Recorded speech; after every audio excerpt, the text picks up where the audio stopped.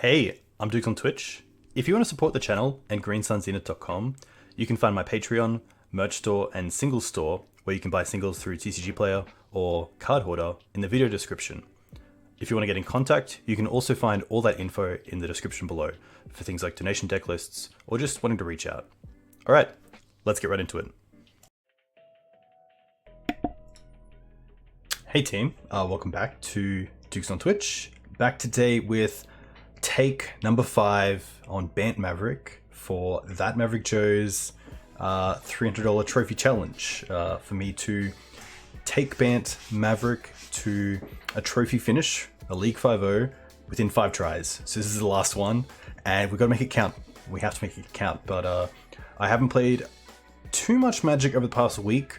Kind of wanted to give myself a break, obviously enjoy Easter, see some family, and come back to this pretty fresh and see how it goes. And there the man is. Haha, hey Joe, very cool to see you. Hope you and your family had a nice time over the Easter break, whether you celebrated or just had some nice family time. But yeah, pretty keen to see how this version goes. I wanted to keep with kind of the light splash strategy of just Uro and then Flusterstorm on the sideboard and see how well this unfolds. Pretty keen to try out the Wandering Emperor. I did want to fit 2 in the deck, but I wasn't too sure where to fit the second. Fluster and Deafening Silence are great for the combo decks and just have some turn 1 plays. Endurance is obviously great against a variety of decks, whether it's graveyard-based strategies or Delver. It's also just not that bad against Control as a 3-4 flash, which is pretty cool. Blast Zone is kind of my way to deal with go-wide strategies. I guess Jide also is a relatively good way to control the board state in regards to creatures, which is nice. Path, mainly for Delver. You don't want to be pathing turn 1 Mother of Ruins in like the Death and Taxes kind of mirrors, but it might be something we have to do. Torpor Orb is probably the newest addition. I wanted something against D&T that's pretty hard to beat out on. And also just some of those other decks, like, actually, I'm going to cut that. I actually want to play the extra Wandering Emperor because I really want to see this card. I really like that it can come in to play on your opponent's turn, get a 2/2 or exile something, and then on your turn get some value off it as well. So a lot of the time you're going to be getting a lot of value out of it before your opponent can actually deal with it, especially if something like Prismatic Ending at sorcery speed is how they're going to deal with it. So Emperor seems pretty sweet, and just kind of provides that value that I want from a Planeswalker. So pretty keen to see that. The only other subtle difference is the second Uro in the main deck. It's just a nice way to get some card advantage. I'm only running 1 library. And also just because I probably want to see it naturally against a lot of the Delver decks in the leagues.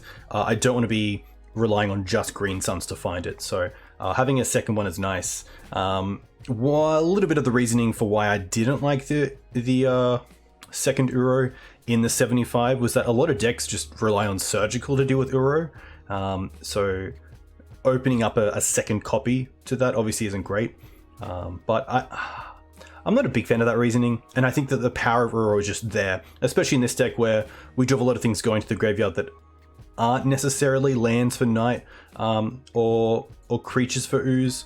And I think a lot of the times if we are exiling lands or creatures, then getting the Uro into play is just better than sort of having those around as resources for night and scavenging ooze. So hopefully this fares pretty well. My only other thing was potentially finding room for Once Upon a Time, cutting a Noble Hierarch, a Mother of Runes, and it was either going to be the second Endurance or the second Uro, which would be kind of cool.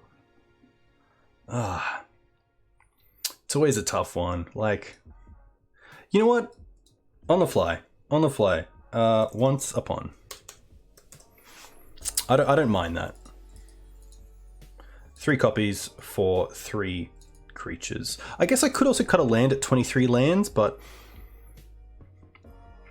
that's definitely an interesting take. I really like Mother of Runes right now. I think it's great against Blue-Red Delver. It's obviously great against like Death and Taxes.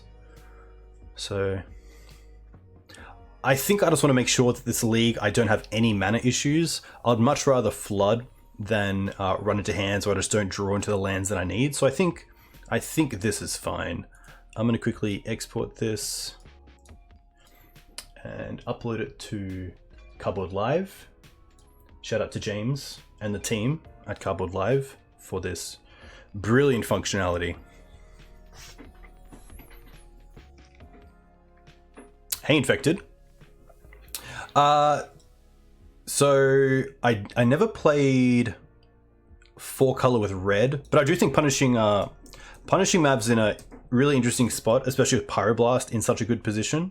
And I don't mind the spot of punishing fire, especially against Delver if you can control the ability for them to turn something like a DRC into a 3/3.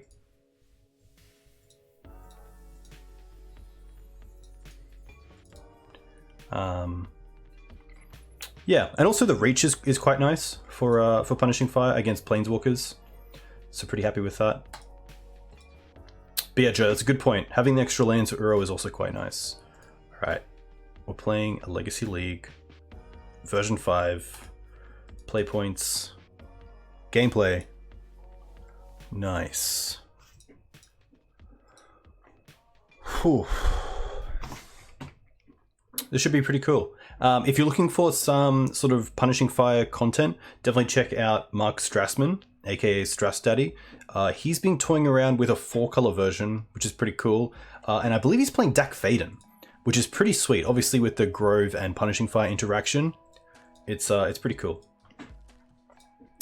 So this is a tough one, and just I feel like over the challenge we've definitely had these hands where the mana just hasn't really worked out for an opening 7. Here we do have a green source that is summoning sick. We can't even ramp into Dried Arbor, so I'm pretty tempted just to mulligan this. Otherwise the hand is solid, like a lot of play to it, but I think generally getting the mana right with Maverick is just what you want to be doing, so pretty happy to mulligan this. And this is a fantastic hand. I'm going to keep this. We also have the library, which is really nice. Because it allows us to kind of recoup from that card loss of the mulligan. So I think here I'm going to bottom the Knight and just play a really nice loaded to the ground deck. We have Thalia for some of the sort of unfair decks, Jide against the creature decks, and Knight's probably just the easiest card to find anyway, so pretty happy to cut the Knight. This deck isn't running Stoneforge Mystic just because the slots, we don't really have space for it. But the Jide by itself is really nice because either against combo, it speeds up a clock. Against creature decks, it just allows you to start removing stuff. Okay, so this is most likely going to be a 4-color deck.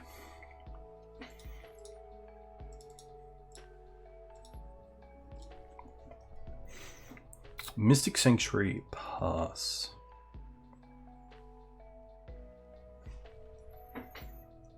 Okay, opponent here holding up 2 mana. Pretty happy to start off with Thalia. And then just play the second Hierarch. I don't think I want to run the library. It's interesting. If their play is like untap to Fairy, obviously Thalia stops that. If we go library here and Noble Hierarch and they play Teferi, bounce library, we then have 2 creatures, both with Exalted, that can actually kill the Teferi. I think I'm pretty happy with Thalia and then Noble. I'd probably rather the Thalia get forced than the library.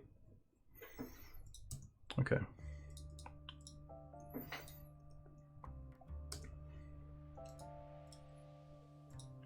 This also sets us up quite nicely against a Teferi. Iteration, okay. Iteration's cool. Narset. Narset pretty tough because Narset is a really nice way to deal with the library.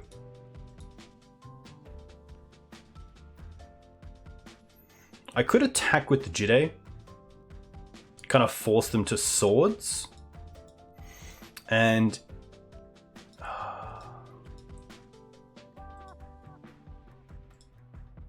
so Narset is 5 counters down to 3. So if we get the Jide online, we can kill the Narset next turn. We can also kill the Narset next turn if we have Dryad Arbor attacking with Exalted. But if I play the Dryad Arbor this turn, I don't actually have the mana for Jade because I'll have to tap a Noble Hierarch, or both Hierarchs, to cast and equip. The library is interesting because if I really want my opponent to play the Narset out, then they will most likely just shut off the library. The sad thing is that we drew the Arbor before we drew the Windswept Heath. Because unless my opponent thought we had another Exalted creature, the Noble Hierarchs themselves weren't going to be killing a Narset down to 3 counters.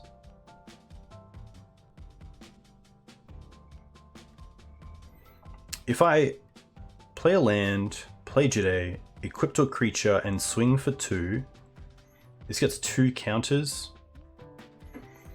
Which, if they play Narset and hold up Swords to Plowshares, I don't really have a great way to kill the Narset. I really need 2 creatures attacking it, which would kind of take up my whole turn because I could pump the creature already equipped to Jade, re-equip to the other one, pump it, and attack with both at Narset. But still, if they have the swords, then the Narset just goes to 1. So a few things to think about for sure. I don't mind Arbor, play Library, and make them Narset.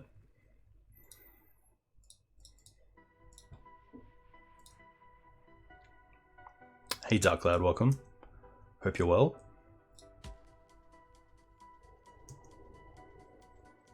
I could have played the Jade out as well, instead of attacking. But I kind of want to hide the Jade for now. I think that might incentivize my opponent to hold up something like Swords to Plowshares rather than sort of maybe Sorcery Speed, Prismatic Ending, or something else.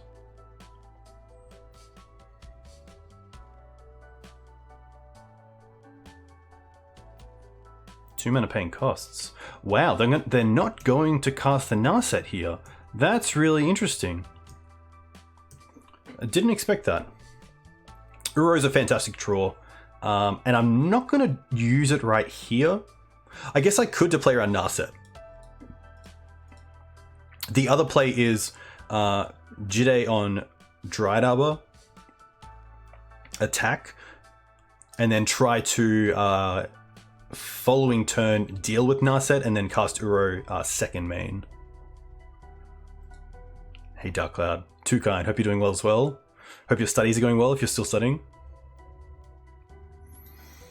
If they had swords, they would have used it on Thalia. Yeah, that's very true.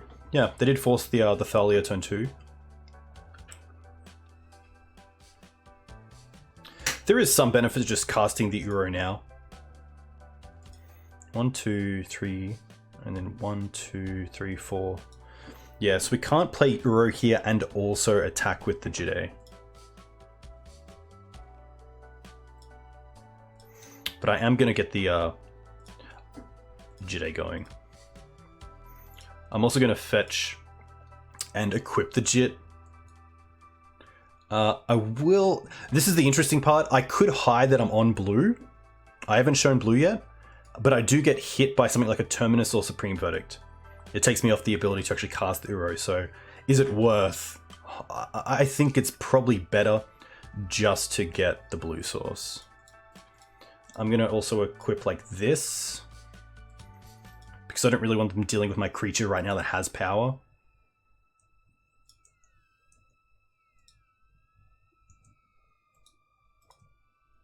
An attack here with the Jade that actually works also shuts off Hull Breacher, which is kind of nice. Hey Professor, too kind. Hope you're doing well. And we're just going to pass back. But interesting spot.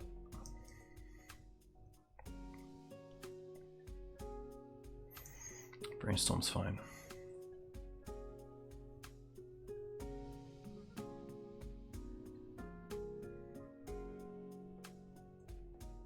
All right.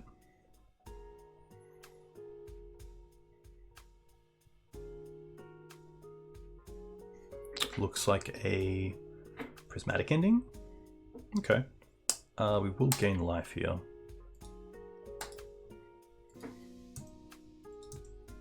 Oh, they missed a land drop. That's pretty huge. I think Uro here for Wasteland would be very cool. Endurance. I'm going to start with Uro. and try to snag that wasteland. Swords. Not really what I want to see. We do have a 4-turn clock here, so not too bad. Finished your bachelor's, doing your honors now for an extra year. Nice.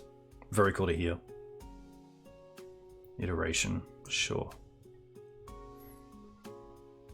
Also pretty happy just to hold endurance here in case of Snapcaster Mage. I'm not too scared of something like Murktide here. Or maybe I should be. Should I? Surely not. Oh my gosh. Alright, you get it. You get it. I think I still just swords here. It also fills the bin, which is quite nice.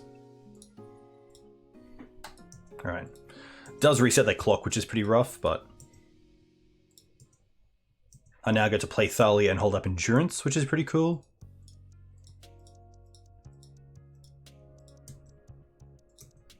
I think I'll cast Thalia first.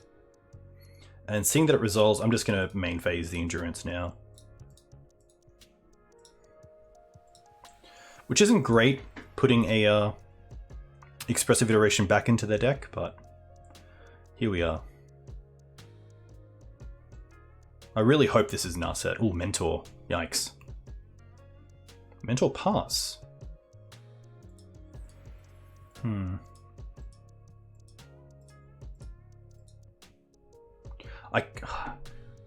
I could attack with everything here to put an extra creature into the bin. No, I would actually need more. Alright.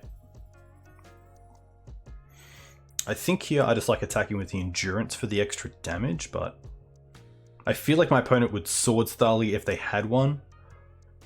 Just to allow this mentor to kind of unwind, so I think attacking with the endurance here is fine. And then holding the forest in hand doesn't really do a whole lot, so I'd rather have it as an unknown card.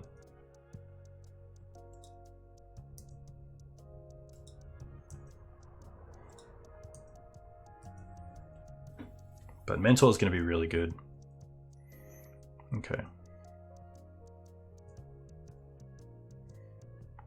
This is where Questing Beast is really solid, because Questing Beast actually lines up against Mentor quite favorably. Especially with Thalia on board, if they can't cast something in my turn, then they don't actually have a blocker.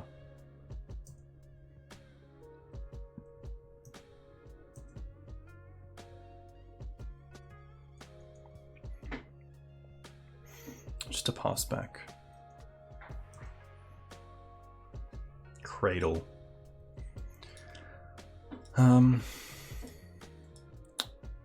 Hey Echo, welcome. This is the tough spot because my opponent kind of gets a fog here with each monk they have. So if I don't attack with something like Thalia as well, then it's a pretty kind of stalemate situation for me. But attacking with the Thalia into a Mentor and then them just casting one spell means we lose the Thalia, which is pretty rough.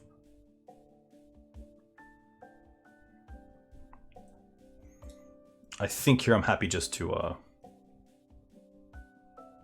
attack with the endurance and potentially trade with a monk.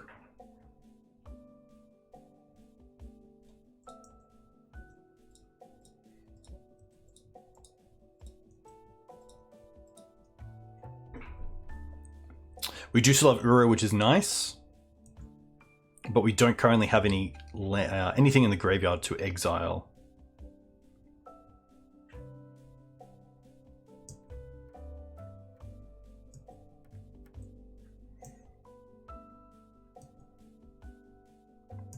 Yeah, it seems like a really strong deck.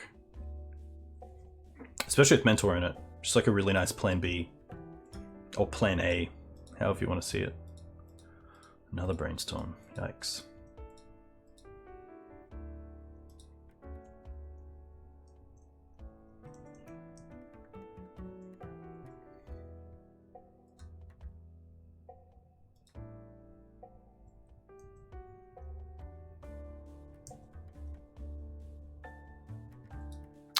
I go to 2, interesting.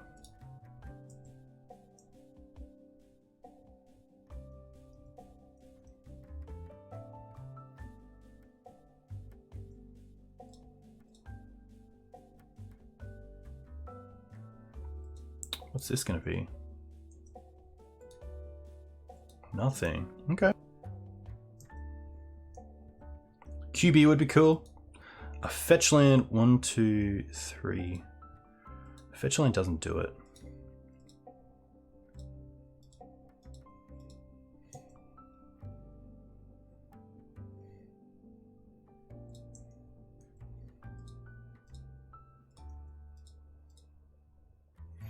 There is a world where I should attack with a creature they could trade with, and then that plus the fetch land allows us to cast the Uro from the bin.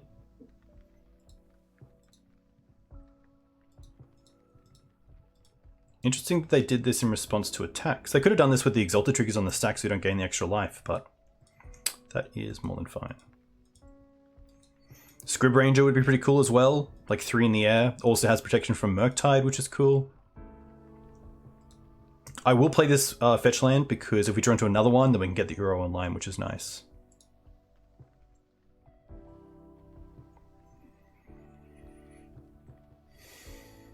Another snap.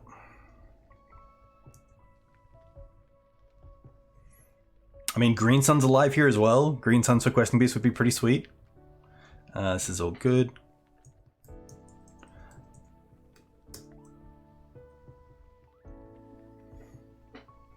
They have 2 cards left. Oh, okay. Pretty happy just to trade the Dryad Arbor here. They have 2 cards. Like, I don't think they could cast lethal here. I don't think I have to block with a Noble here. I think I can still, like, wait a turn. Yeah, nice. I could thin, but we've drawn 3 lands in a row, so I don't think there's a land on top. That's just something that I hope. Hiya! Oh, Prismatic Ending. Okay.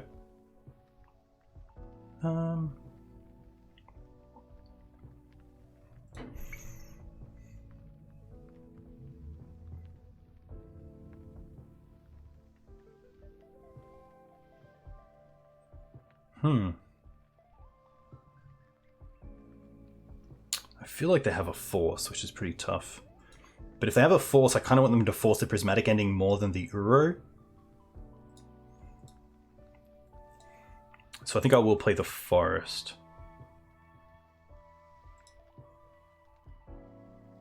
I will use the fetch.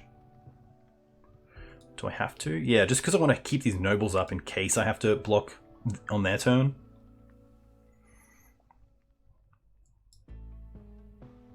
A trop is fine. Nice.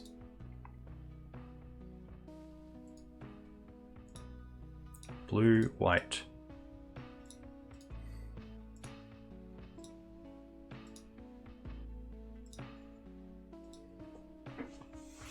No force. Interesting. I'm going to get rid of land. So knight's still a 3/3. Sword, prismatic, Thalia.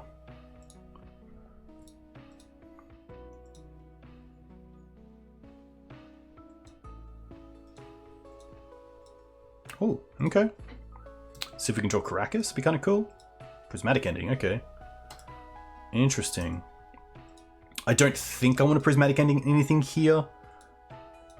I'm probably happy just holding that for now. I don't really want to trade it with a token. And being at 30 life, I don't think we have to. I can also just yield here. Wow. A little bit early for my opponent, but fair share.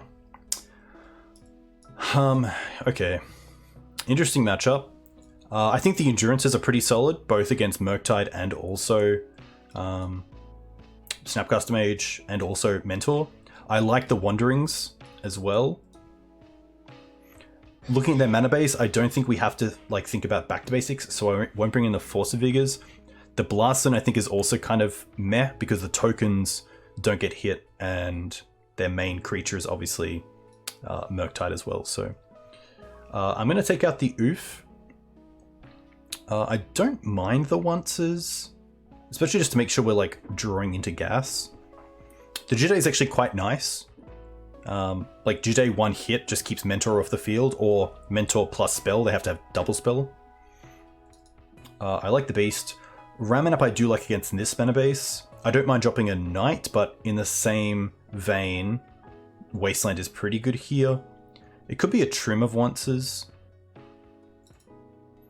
I'm not really looking for anything in particular. I think the library could come out. We did see Narset, but they never cast it, which is interesting.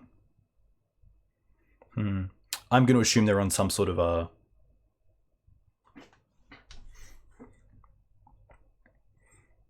Yeah, pretty keen to see how Wandering Empire goes. I'm going to assume they're running some sort of verdict in the 75, so there's a world where I keep the onces, but bottom the nobles. I just keep a 1-on-1 split of noble and bird. The upside of bird is being a flyer. The downside is not having exalted. So if we go turn 1 noble, and they go turn 2, and then turn 2 for us, we go Knight of the Reliquary, and they play Teferi Bounce. Noble can kill Knight, but bird can't. So there's a world where second noble is just better than bird. But bird against Murktide is pretty solid. So maybe there's a world where I just keep in double Hierarch and bird. Yeah, From the Ashes is pretty big. Ruination, I think, is more on the basic heavy ones, but From the Ashes is yeah, something I should definitely think about. I think it will just be a once. Keep the Knight of Autumn just in case. Maybe just 1 extra endurance. This seems pretty cool. We'll have to play a little bit quicker in case there is a game 3 as well. Hey, Northern Angel, welcome. Hope you're doing well. Yikes. Sadly, a mulligan. Not all that better, to be honest, but I don't mind this. Probably just bottoming. It's actually tough. The Uro gets us back. It might be the endurance here. The Knight of Autumn can just like potentially hit a Sylvan Library, which is quite nice.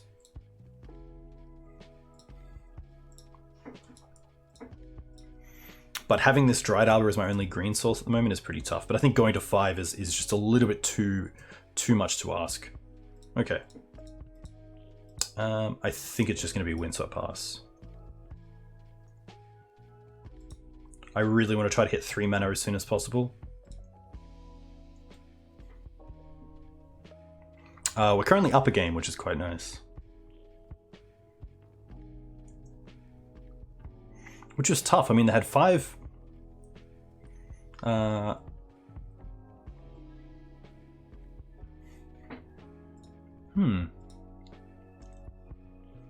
Happy to go Plains Pass here. They had 5 Monk tokens. We're at 30 life with an online Uro, but... yeah, tough one. Just in case of back to basics, I don't want to show the... oh, there's casting a dress down to draw a card? Or do they have like... wow, they miss a land drop. Well, that's huge. That's exactly where I want to be on a mulligan. Knight. Okay, let's think. We do need the blue source. So here I'm just going to get a basic in case they are on like back to basics and just kept like a 2-lander with back to basics. If we get the forest here, we can still untap under a back to basics and cast the Knight of Autumn, which is pretty cool.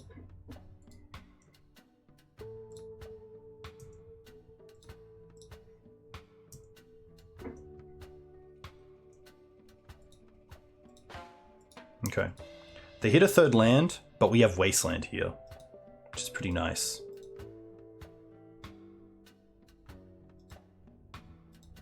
Teferi Bounce. Sure. Definitely hitting that Tundra, and then just playing Knight.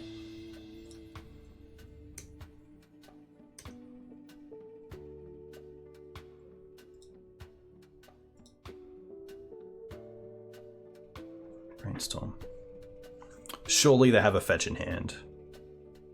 Yeah. Volk. Interesting. Ponder. What does the Ponder do? Chose to not shuffle. Okay.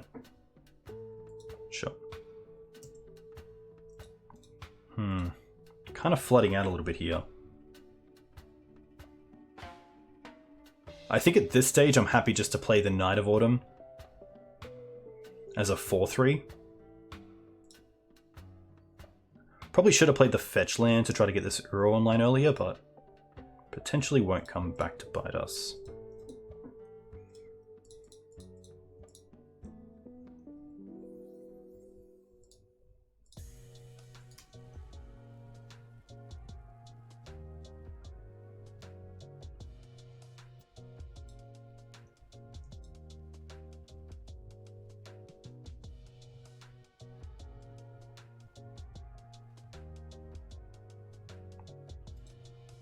Float to fetch. Interesting. Must be Murktide.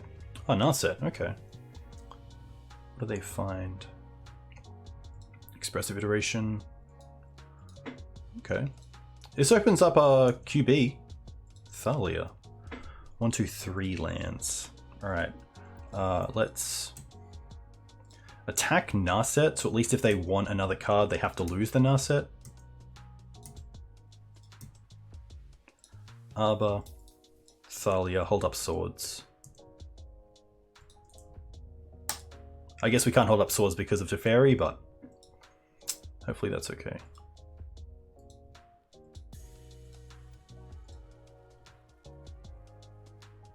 If they go after the Noble here, that makes me think they have some sort of land destruction. Okay, it's going to be Thalia.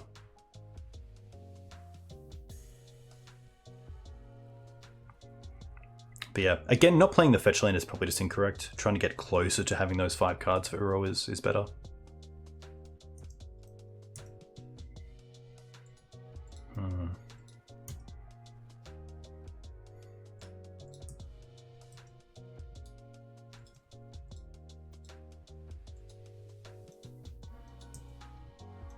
Okay, at least the Snapcaster is not really getting value here.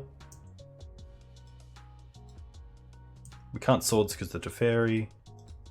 This does also just put a land in the bin, which isn't too bad.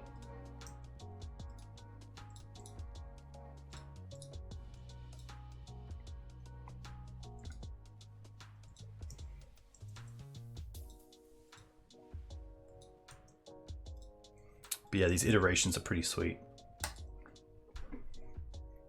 Are they? Are they? Is iteration a cool card? Come on, let's be honest here. Ponder.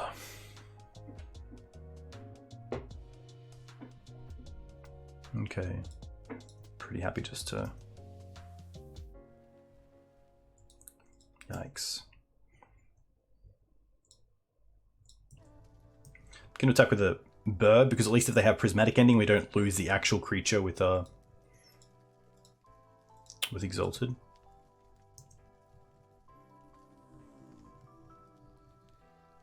I don't think I like swords my own creature to get like an extra land card in the bin for Uro. I think I'm just trying to wait for another.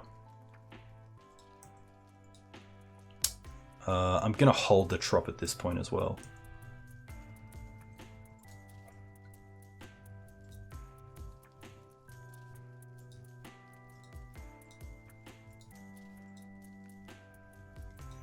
Fetch for 6 mana. Mystic Sanctuary. Yeah, yikes.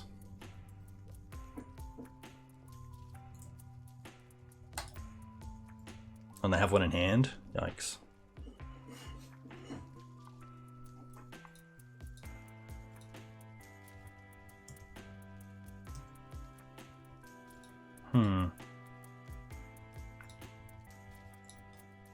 Swords first. Sure.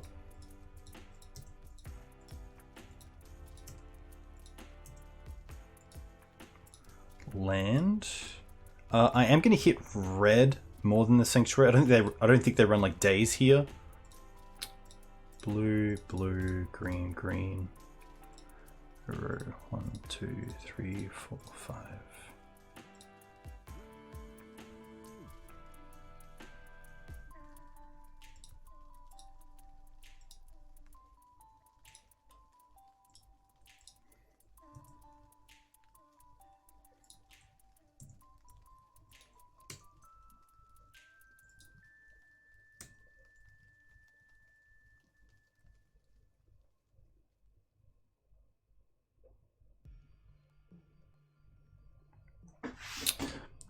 Hard to Exile is definitely interesting to bring in, especially if they're on the like Mentor Murktide region plan.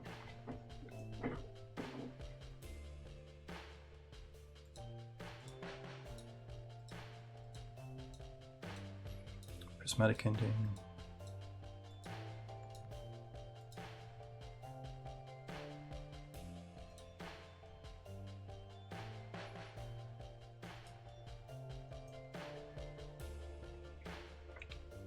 I think sadly we just have fallen behind a bit too much. We just haven't really drawn into too much that makes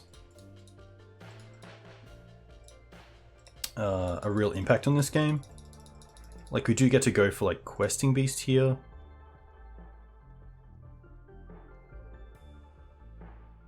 I think that's okay. Hey, thanks Ark, too kind. I think I do attack Teferi for 5 because then they can't bounce the Questing Beast. Oh no, I attack them, of course. Oh my gosh. Oh my gosh. Useless. Useless. I know what Questing Beast does and I attack them.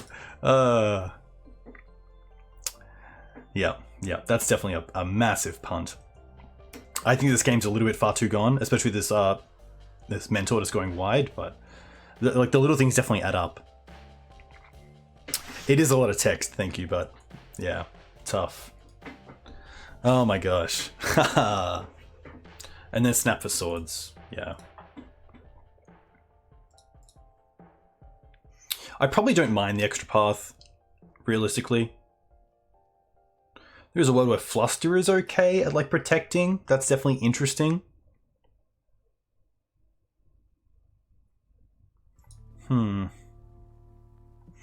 I'm going to take out a Knight. Yeah, I think time is pretty relevant here. My thoughts are around the Flusterstorms and the second path.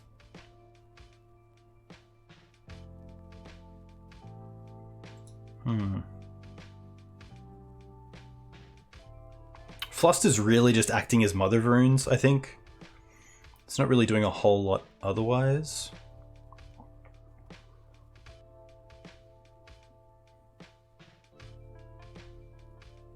One Swords over Ending?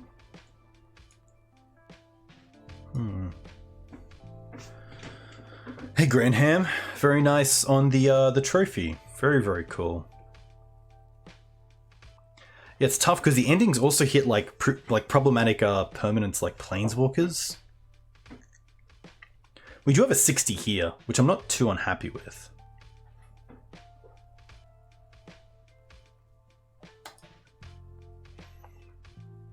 I just think it's tough to hold up mana against them. Rough, another 7 that we just can't really keep here.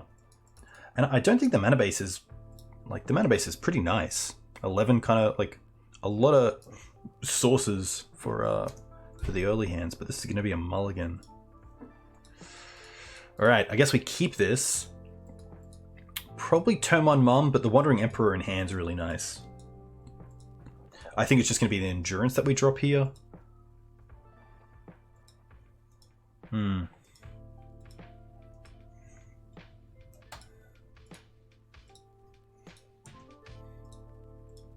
Opponent kept 7. Noble. Savannah. What do I want?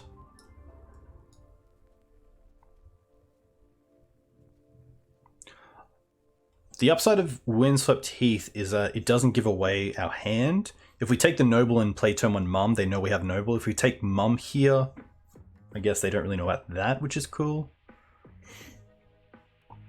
My kind of thoughts was like turn 1 Mum, turn 2 Green Suns for Noble, and then turn 3 hold up Wandering Emperor. So I think the second Windswept Heath makes sense. Also for Aurora down the line. This is the first time we've drawn it. So hopefully it's going to be okay. I really like that it has Flash.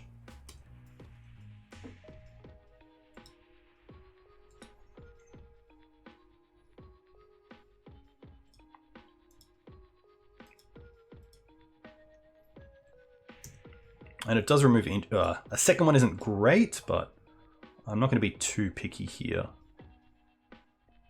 I might get Tundra. Tundra's a second white still, and also a blue source in case we need that.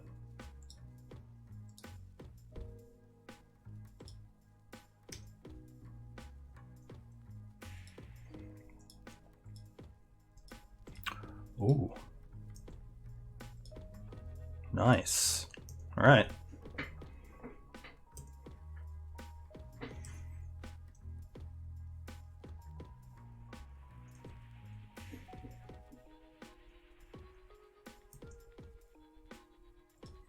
If they cast a fairy, I do have to cast the Wandering Emperor in response. But just getting basics is really telling of something.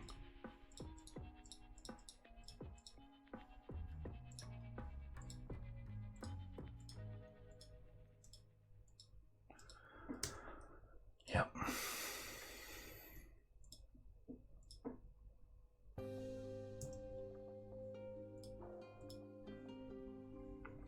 This is tough as well because I guess we could...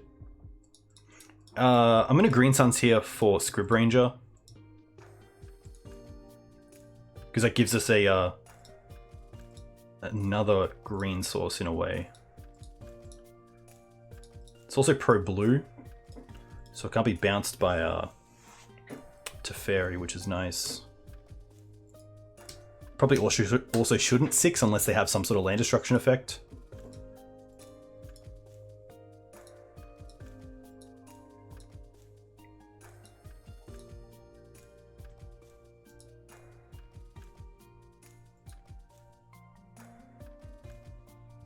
Please don't Blood Moon me. Okay.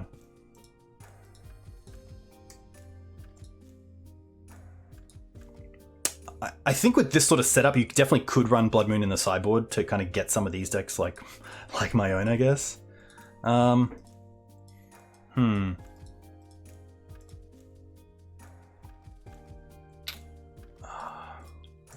think I attack the Narset here, so that if they want to trade it for a card, they have to lose it. And then it's a case of, do I want to use Scrib Ranger's ability to keep the Trop in hand, or just play this out as mana number 4?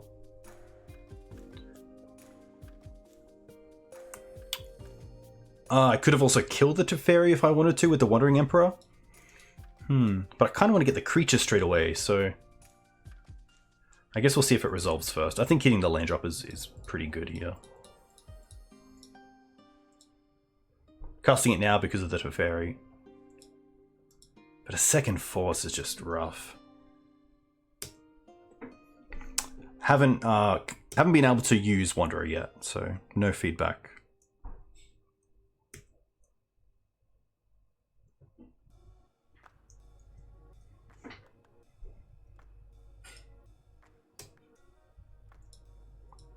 It has taken both forces.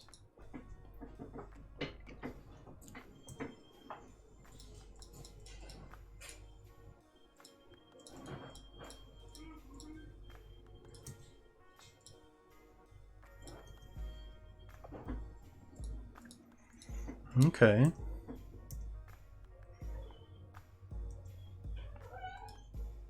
To be fair, I think if it was any other threat, like, even if it was an endurance, that'd probably just force it anyway.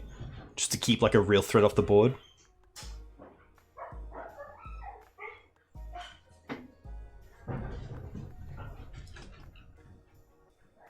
What do they go after? Okay. Makes sense.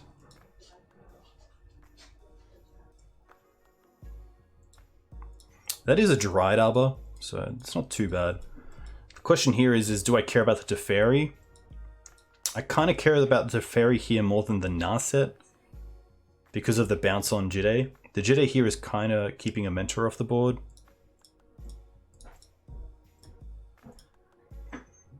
So I think it is Teferi. I mean, if they have another Teferi, it's pretty rough. They've already used a Narset, but... yeah. guess Endurance ourselves also puts the Wanderers back, which is kind of cool.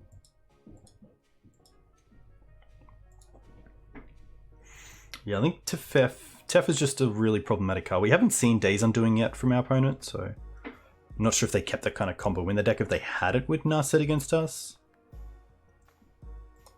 Most likely not.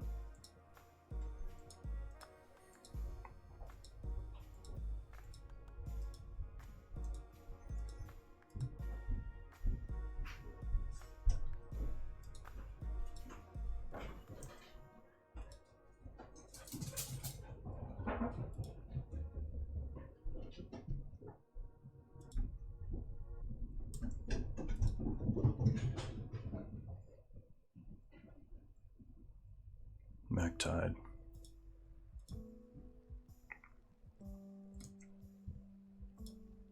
It's an 8/8, so like Dried Arbor here doesn't even kill it because we can make it a 5/5 and then give -2/-2, but I still think we go for Dried Arbor here in case we draw a removal spell for the Murktide off the top.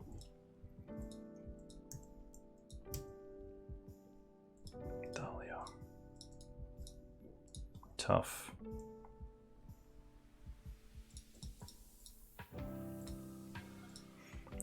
I'm happy to equip to the Dried Arbor and have the 2. Hey, Red, a huge thank you. 9 months is very cool. Too kind. I mean, is there a world where I'm supposed to just attack with the Dried Arbor to get triggers? I don't think so.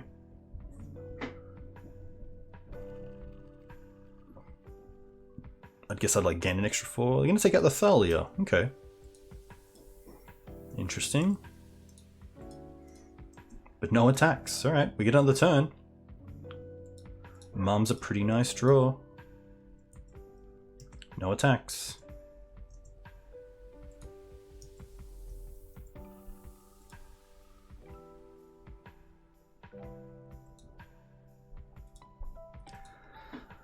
Yep. Bounce the Mum. I guess I could kill the Mum here to stop them from drawing a card, but I think I'd rather just replay the Mum next turn.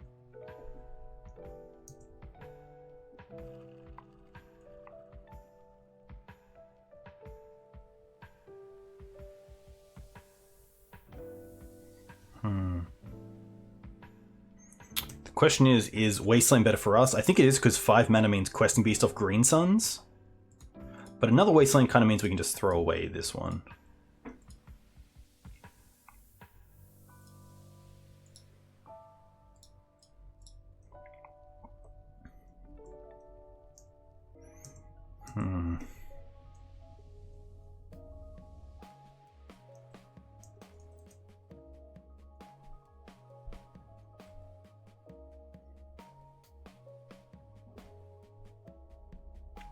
Snapcaster. Yikes. Huh. I wonder if they're ending the Jitte. Surely not.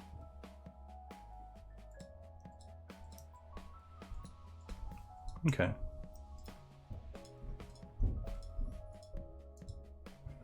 And a Sanctuary. Jeez.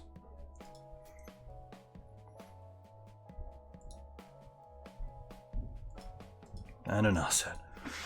Far out. And a Swords, alright.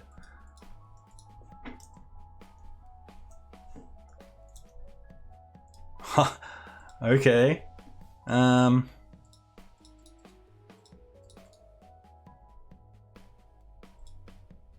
Beast? Attack them. Attack them as well? No. I don't think so.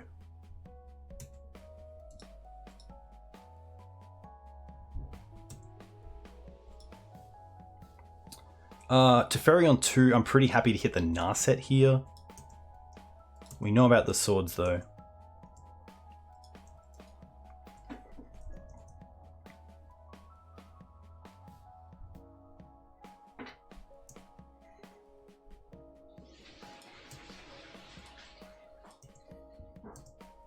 I mean, a Swords, a Path here would be strong. Path would be pretty insane. Knight's not too bad.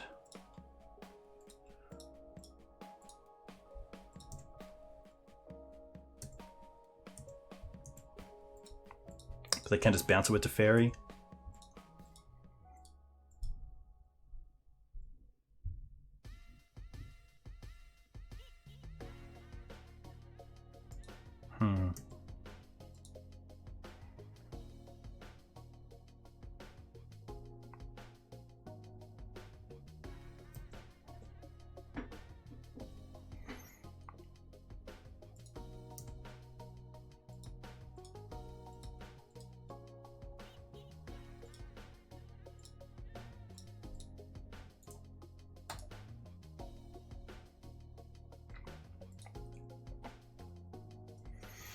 All right, they got 2 cards left.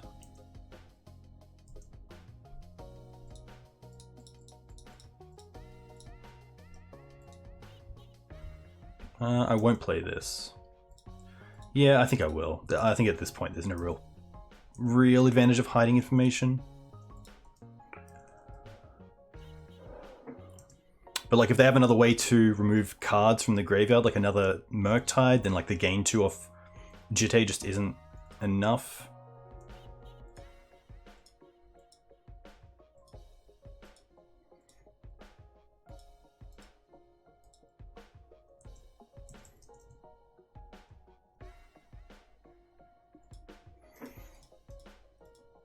Okay. I mean, Wasteland ourselves here would be a pretty cool line if we could draw into that. Oh, Endurance. That does nothing really that great here.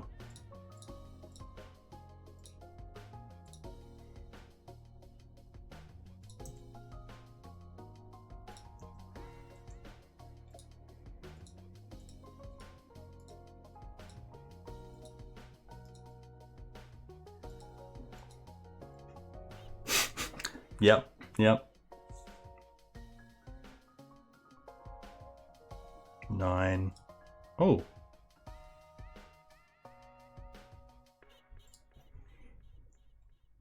We killed a Murktide here, right? Oh, they're gonna dress down? Yikes. Yeah, so my play was like 9/9 the Knight and then deal -1, -1, -1, -1, but tough. Yeah. Tough. Definitely a matchup where I want to have as many cards as possible, so the 6s definitely didn't help. But just a tough one. Just a lot of good cards together. Iteration's really hard to keep up with. Mentor is really hard to keep up with. Snap Custom Age, Teferi and Narset. A lot of like card advantage that sadly Mav just doesn't really have a great time at shutting down. Unless you play something like Spirit of the Labyrinth or something else. Yeah, pretty close, but sadly pretty close is kind of like Maverick's theme right now. Is something about that. I hope What's He do something. I think it's got to be Murktide and Iteration. I don't think it can just be just one. I think with how many decks have picked up both or either, it's just a little bit too absurd. And I think that like one banning isn't really going to affect the deck in a way that I think it should be affected. Like I don't think Blue-Ray Delver being tier 1 is a bad thing. Like that's just legacy, but I think having both those cards is problematic. And I'd like to see both of them go.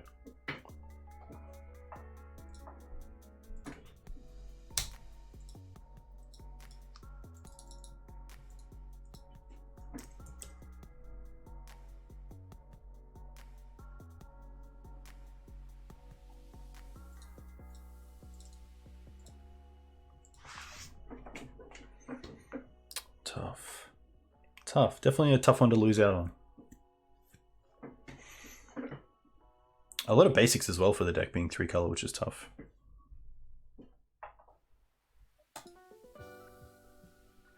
Hey Giz. Better hear that you're now here.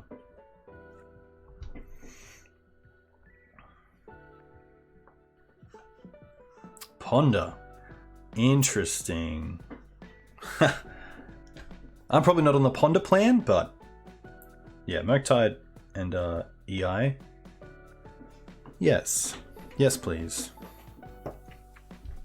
But yeah, no real point talking about bannings. Not much that we can really do. Other than show results like the showcase qualifier, it's probably an actual relevant piece of information for bannings, if there was going to be any.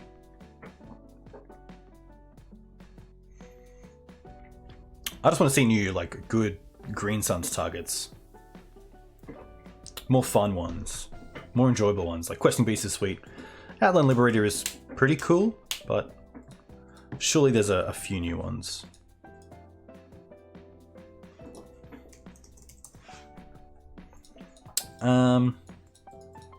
No white mana, but on the draw I'm pretty happy to keep this.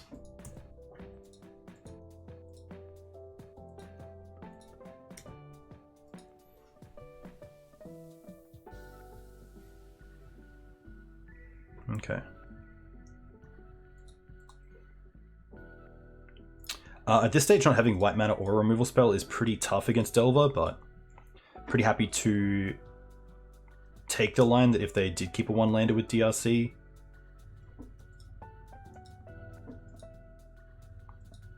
It's always tough, especially on the draw, but can potentially throw this Sylvan Library into a Daze, which isn't too bad. Ceratops is cool, but it doesn't solve the, like, the prismatic ending Swords to Plowshares issue. Like, I think Endurance kind of takes the slot of shifting Ceratops, and that it can keep Murktide off the field. It blocks Delver really well, and it just has a bit more utility. But Ceratops definitely has some cool play to it.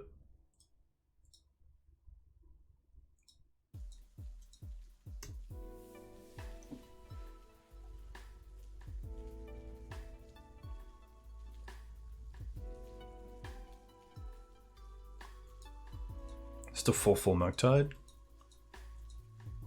Yikes. A 5/5 Murktide, far out.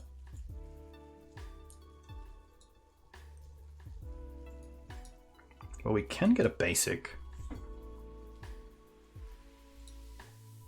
And run Library into a day. Oh, okay. Library not the worst here, because we can try to dig for removal. But it might just be too far gone at this point.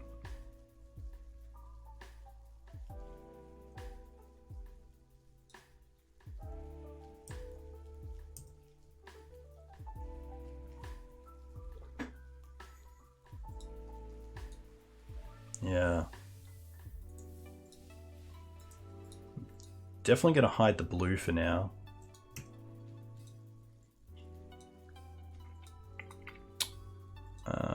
I could play Knight here, but I think I'd rather just hold up the Scrib Ranger and hope they don't have Bolt.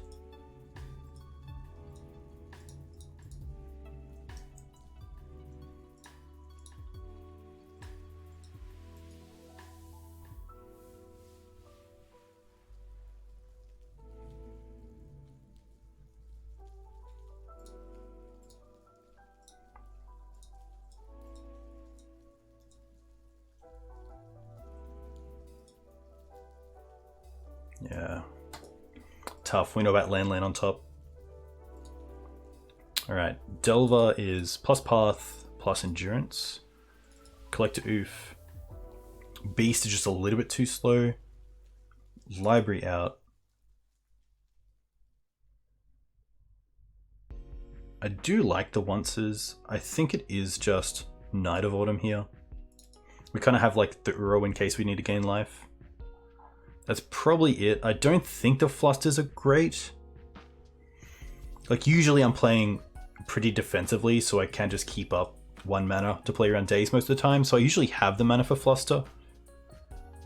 But I don't think it's better than anything here.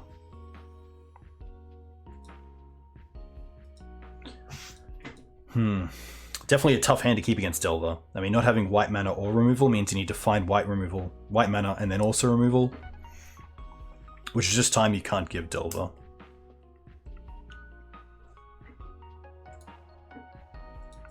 Happy to keep this. Pretty nice hand. Turn 1 Noble off a... probably just off a basic. Then we have Prismatic Ending as well as removal. Could potentially play an Endurance around Daze.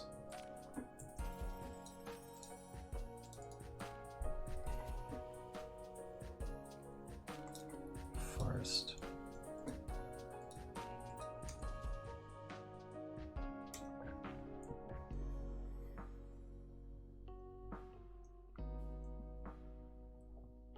Okay. Birds. Play a land first and play birds.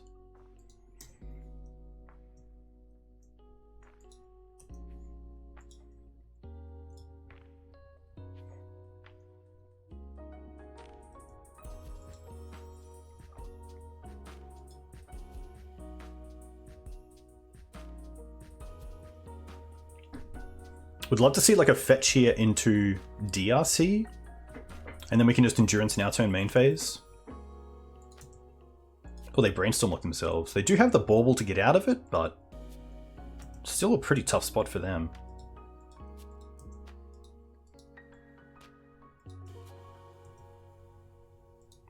Swords is a nice draw.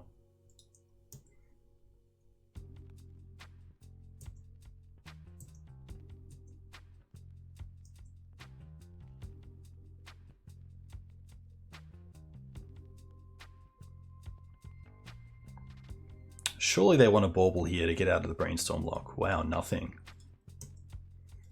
Okay. Delve is fine. I'll get the basic planes. And I'm actually just going to cast Endurance here. The Brainstorm lock is when you draw 3 cards and then put 2 on top, but then don't have a shuffle effect to shuffle away those 2 cards. And the lock is simply that you know the top 2 cards in your library and you're going to draw into them.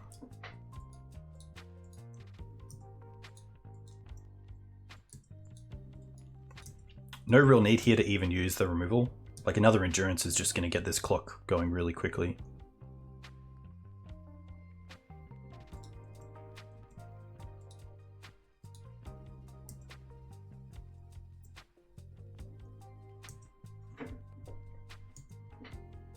Pretty happy just to pass back here with Endurance up. They flip Expressive Iteration. Sure.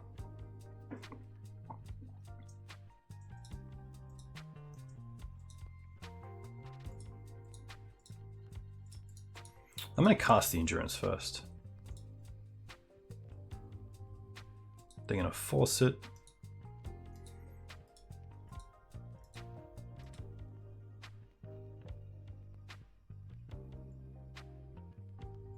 Force pitch days, sure.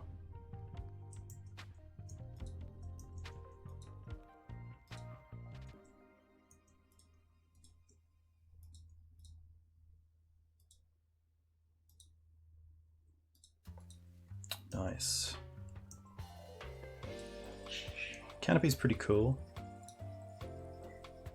I'm going to start with a draw from this. Caracas, right. I will take this out, as it's currently their only threat.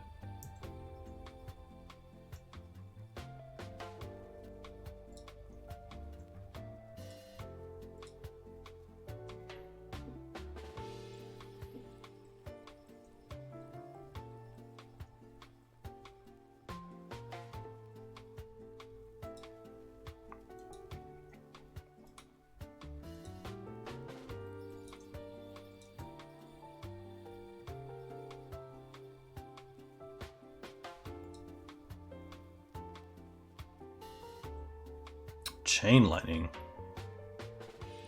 We'll float a white.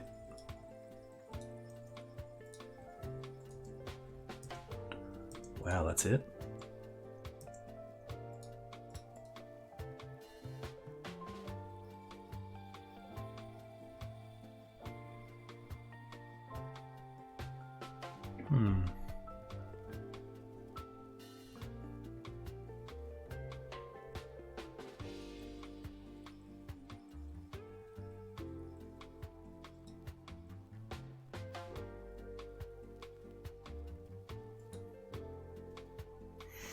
Is there a world where I need to keep the Zenith?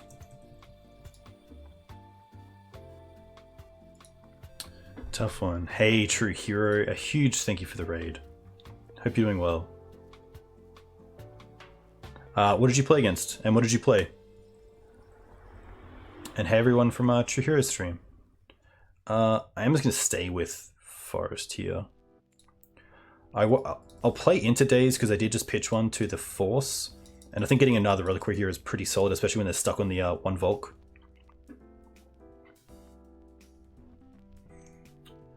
Nice.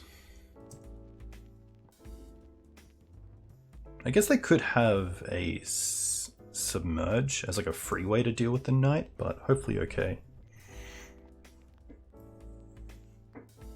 And hey everyone from True Heroes stream. I'm Dukes on Twitch.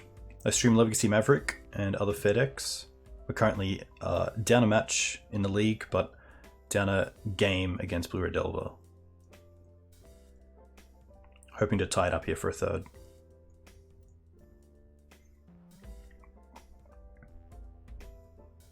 Yeah, it's interesting that they had mana issues, but they didn't crack the bauble earlier when they were brainstorm locked to try to get out of it quicker.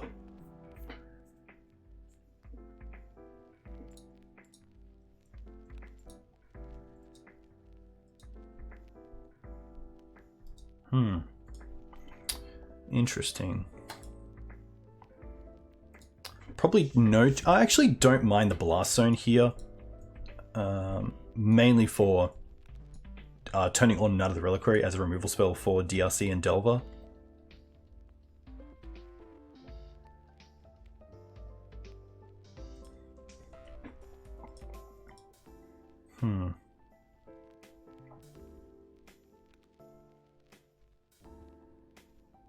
I think I'm just going to go down on the Cradle for that. And the reason I take out Cradle is because of cards like Blazing Volley or End the Festivities. Probably the better card to bring up.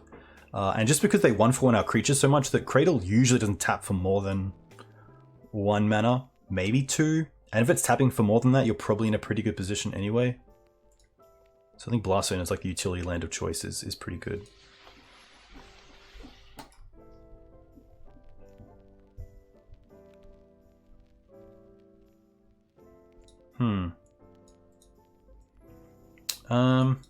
Another tough one.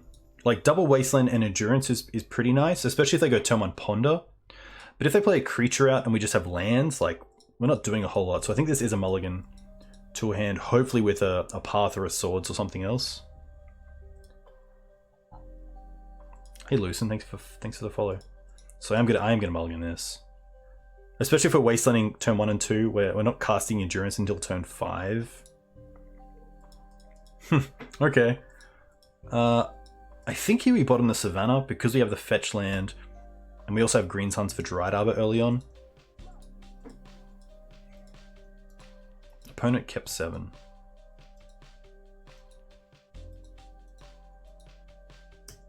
Island Ponder. Okay. Well, that plays around Wasteland pretty well. Cool choice in Island.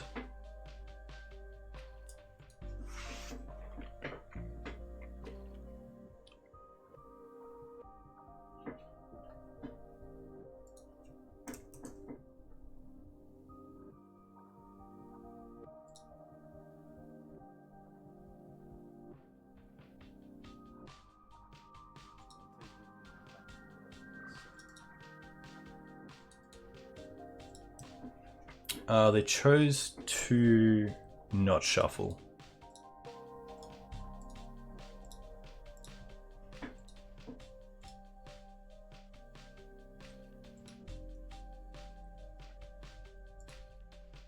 They don't daze, which is pretty nice.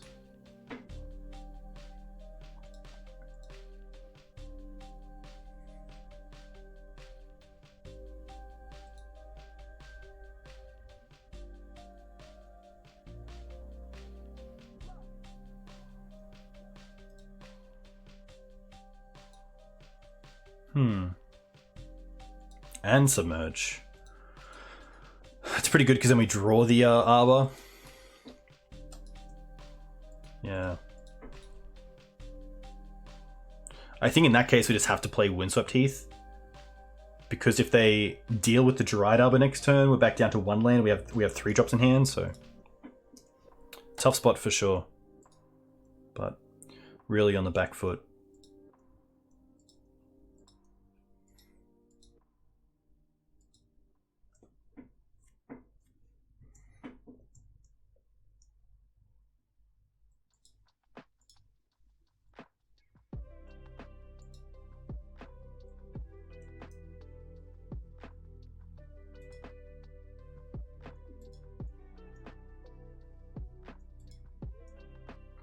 I think like Insectile or Delver of Secrets is just the best, yeah, drop here because it's like the creature they don't want the most and it turns on the DRC.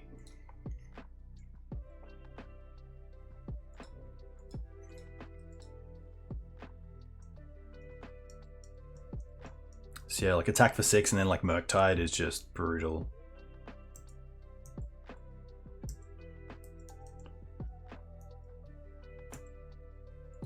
Like, there's a world here where I actually just pitch an Endurance to the Dried Arbor to save a life and also turn off Murktide. Because if they fetch, I think I'm I don't think there's a world where I even win this game if I don't do that. And at least the Uro potentially gets me back. But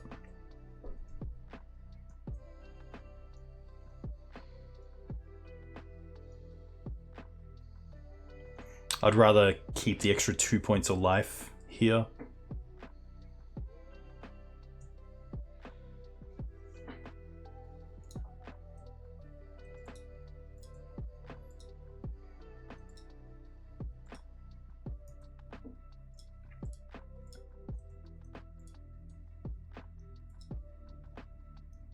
Jeez. Graph Cage. That's fine.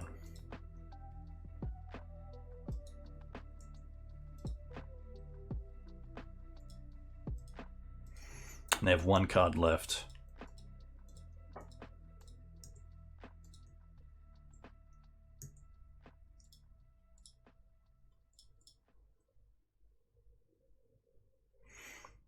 It's just going to be Savannah to turn on the night, and then I'm just going to go for Endurance here. Okay.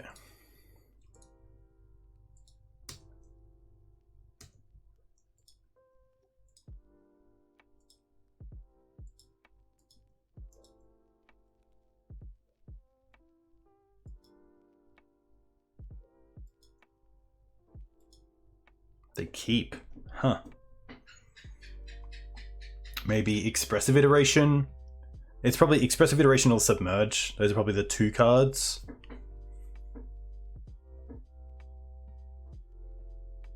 But yeah, again, like maybe I just can't keep a hand without actual removal in my hand against Delver, especially on the draw.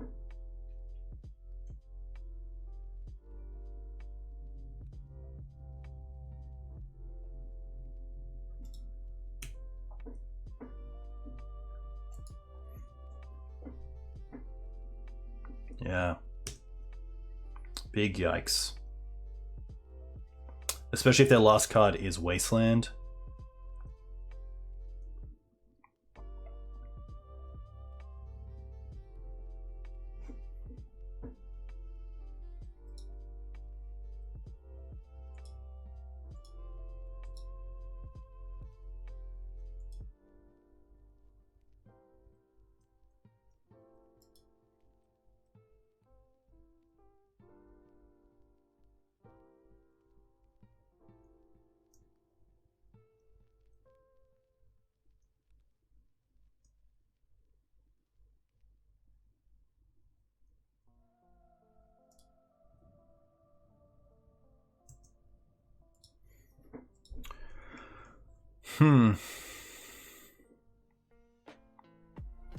I think it's just the lighting. I gotta fix up the lighting here.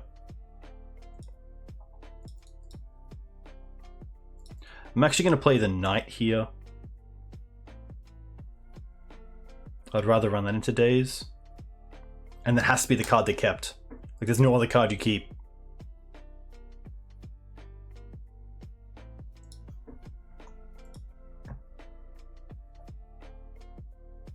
But like, yeah, Murktide there is just going to be game. Because we can't beat all of this. Yikes. But that's Delver for you. Tough. But yeah, maybe I'm supposed to just mulligan to like multiple swords or multiple paths. That's a tough one. The creature starts from Delver are just too good. And like that's like the power of the deck there without even like needing Brainstorm, Murktide or Expressive Iteration. Like the deck's a fine power level for Legacy without those two cards, but with it, it's just absurd.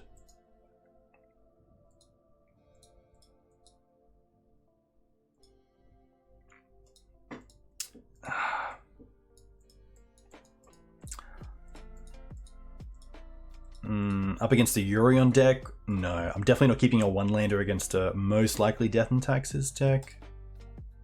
Okay, I'll keep this. I'm gonna bottom the second Knight. Just in case it isn't D&T, I want the Thalia, but... Okay. A bit of Tess and Doomsday? Not so much Ant. Pretty happy just to fetch for a basic here.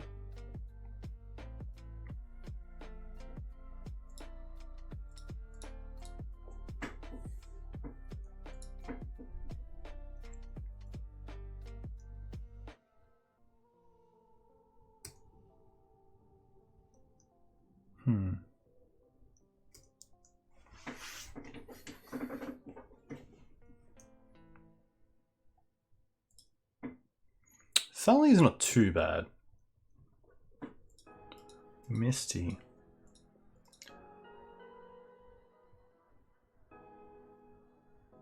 Okay.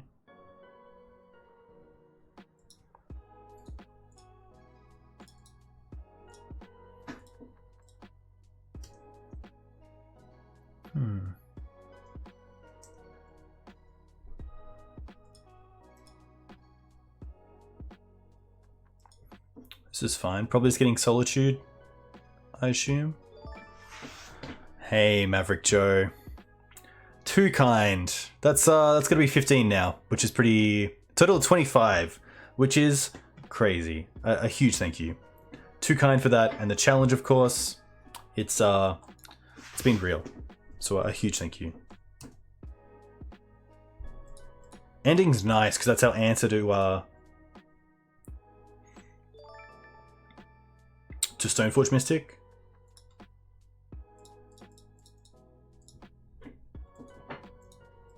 Nice. I actually don't mind attacking here either. Like, Thalia's not doing a whole lot anyway. If anything, it's actually just taxing us a lot more.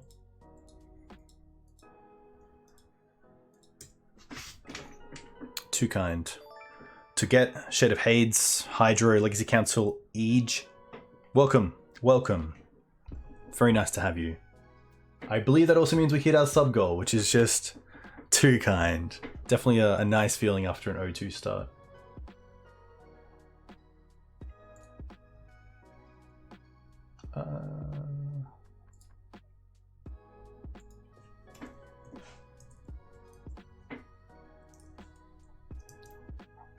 Nice.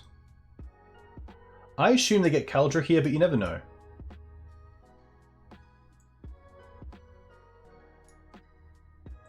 But I do assume Kaldra.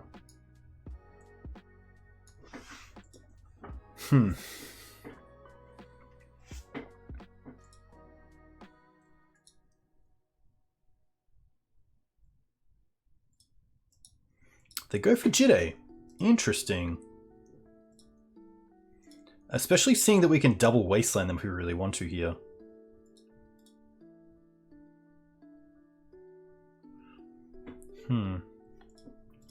Again, I'll attack first.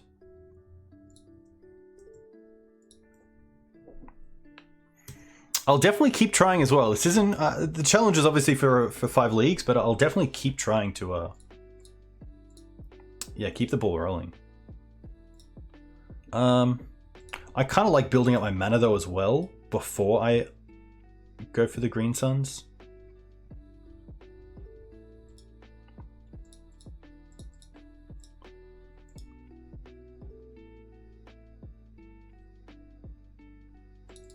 And at least if my opponent has Cauldron in hand, yeah, that's all good. That's all good. I think in that case, I just want to sack the Dryad Arbor. There's some merit to keeping Dryad Arbor, because I can do things like block a creature then sack it. Yeah. Hey Dreadnought, welcome. Hope you're doing well. Alright.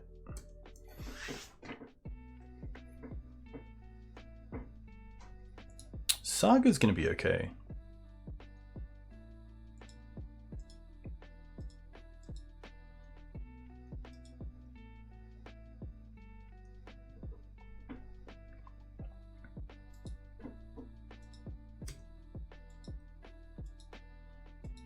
Interesting that they're looking to attack with the Recruiter, because there's definitely value to the Recruiter with flicker effects, but I think here I'd rather just have the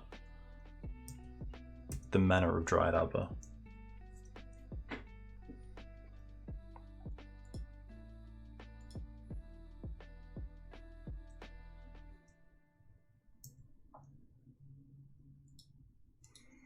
Oof is pretty sweet.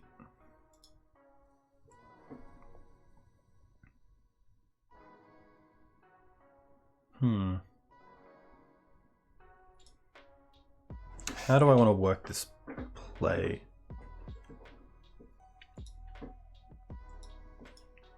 Hey, thanks, Joe. Too kind. Too kind. Enjoy your night, and thank you, my friend. Thank you. I think we play out the Oof.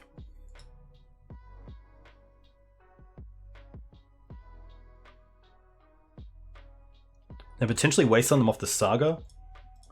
I kind of want to see what they put in. I feel like if they had a Cauldron in hand, they wouldn't keep it for being defensive.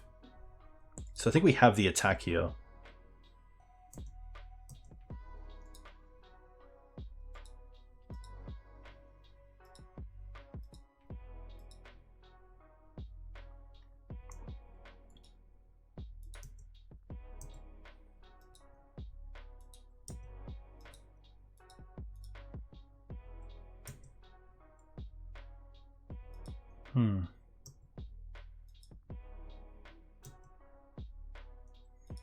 The question is, am I happy allowing them to have the Saga?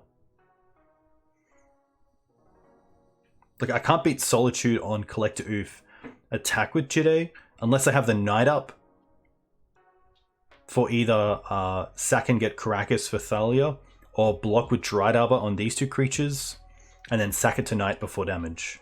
So I think just in that case, I have to just wait a turn. Allow them to have the Saga.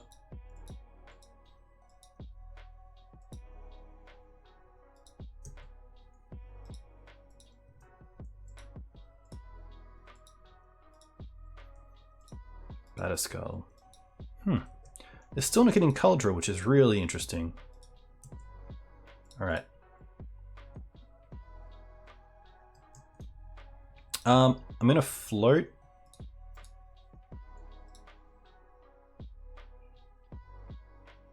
Cradle. Once. Ooh. Uro's nice. No balloon around at the moment. I kind of just like getting Wasteland and holding up the Knight.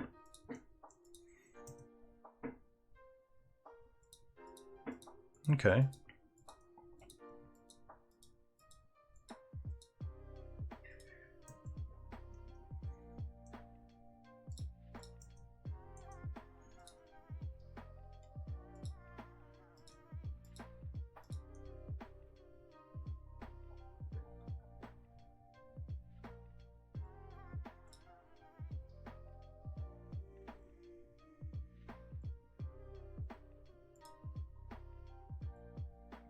And I think I might just still Prismatic Ending the Jitte in case of Solitude, but maybe not. Like, we know they have Batterskull, and I kind of want to find an answer for that.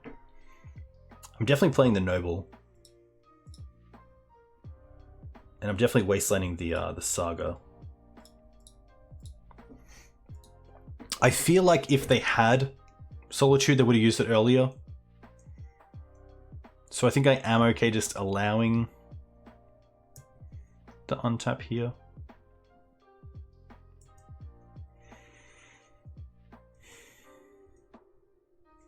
Like, there's also the world where it's better to like double wasteland my opponent. Yeah, D&T is always really interesting. They've definitely got a lot of value over the past few years, but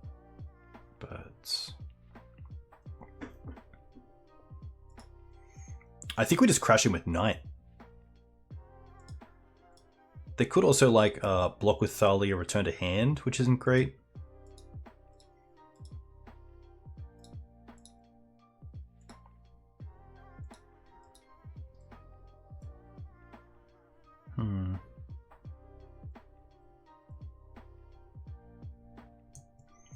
The Knight's not doing a whole lot anyway. It is holding up Horizon Canopy, draw a card, or potentially Wasteland the Karakas, but I'm kind of in a position where like a Wasteland on me is putting me in a pretty dire spot, but now that we have these two creatures around, I could see trading away the Forest for a Wasteland.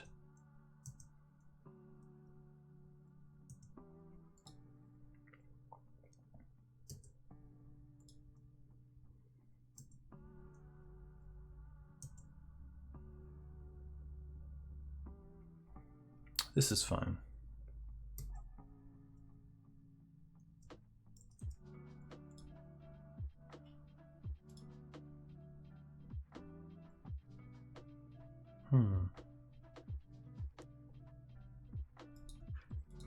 I think I'm still on board with getting Wasteland here.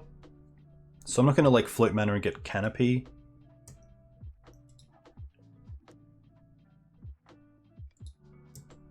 Spirit's okay.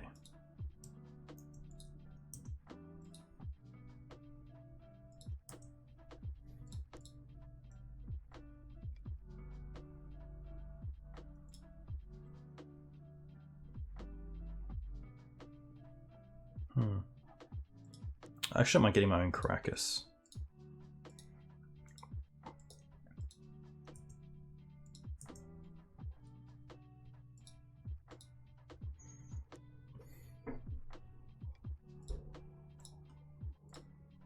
Hit the germ.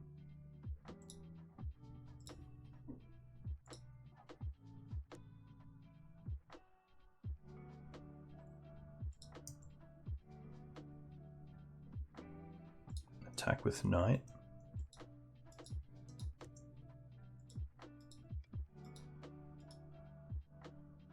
Put a Stoneforge in front.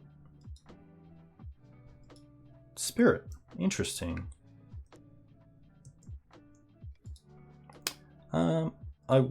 There's no point playing the Thalia here, so I might as well just hold up the swords.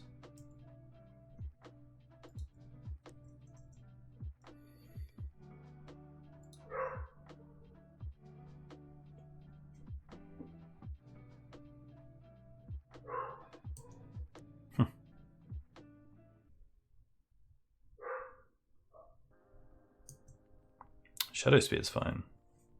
Obviously with a Collector Oof in play, that's not doing a whole lot, which is nice.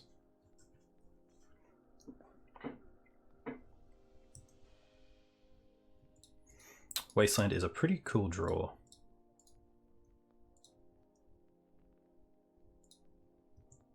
They float white. No swords.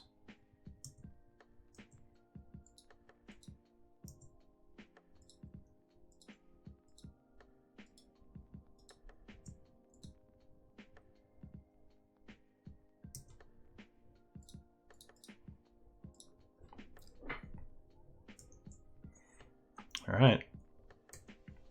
Tough spot for them.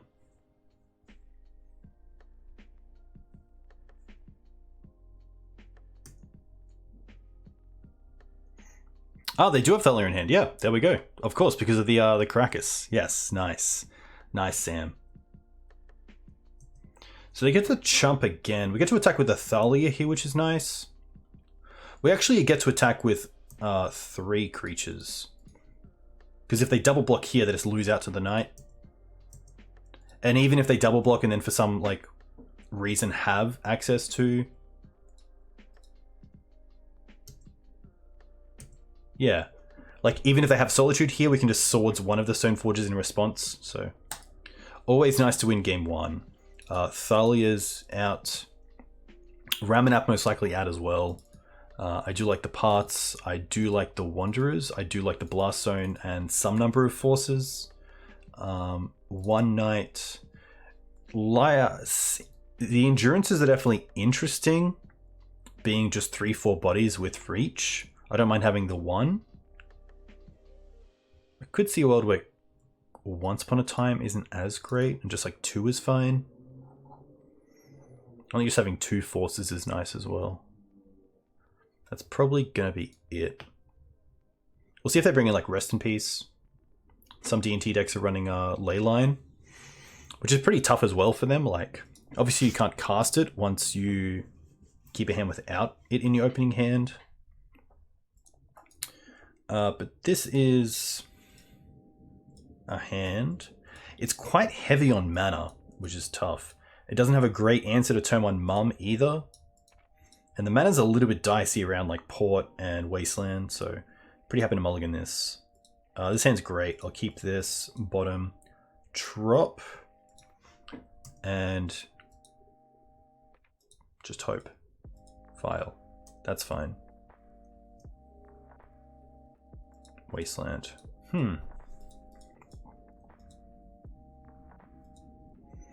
Wasteland's interesting. It does stop Stoneforge next turn. But the Vial on board makes Wasteland pretty bad. So I think it's just going to be Misty into Basic Forest into Noble here. And then next turn Green Suns for Collector Oof. Hey, Onion Lotus. Very well, thank you. I probably want to keep the Wasteland as well for Saga.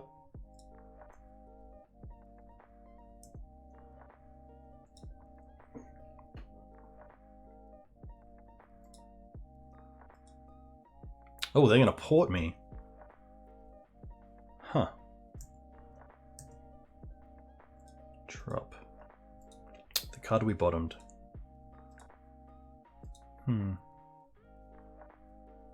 In this case, I don't actually mind just building out my mana.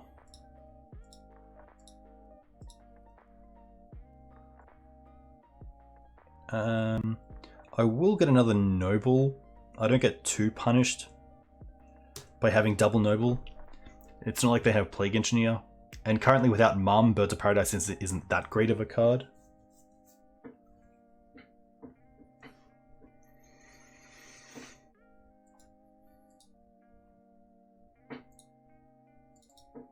Wasteland. Aggressive, but okay.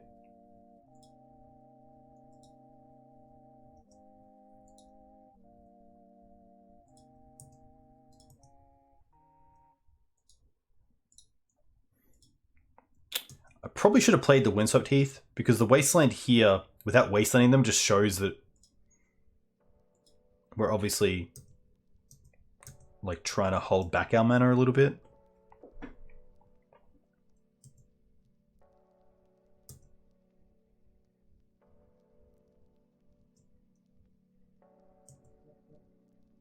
I guess I could take out the Port. I might see what they do with the Vial. Surely we see a Stoneforge here. We see nothing. Interesting.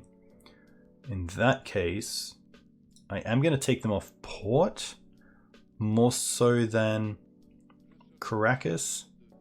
Because if they play a land and Port us next turn, we're still on 2 mana, 3 mana. Definitely a tough one.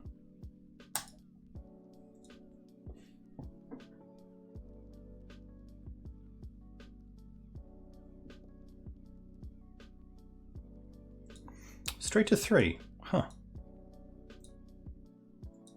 Another Port. Yikes.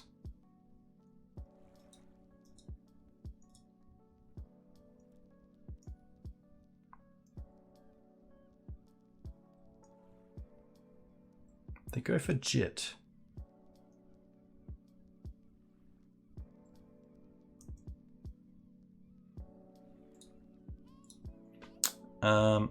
I'm gonna wait for them to Vial. And then probably just fetch for a basic.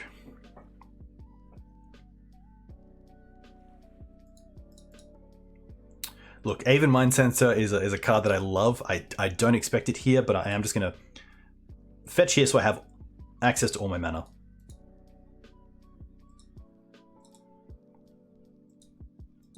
Recruiter, sure.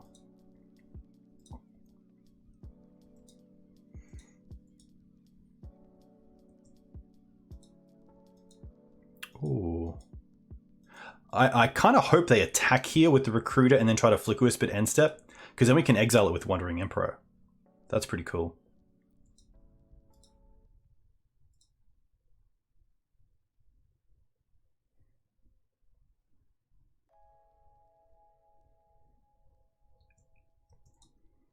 Will they attack?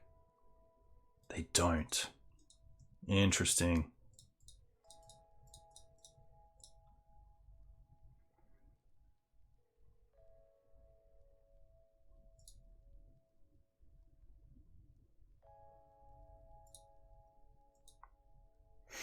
Didn't want to play the Knight because we can play this with Flash and get access to hopefully 2 Samurai tokens.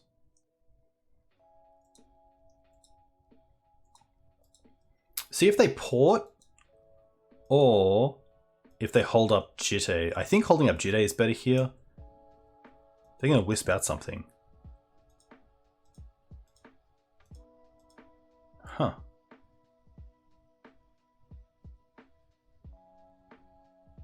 That's pretty funny because even though it comes back in end step, we still get to use it, which is pretty sweet.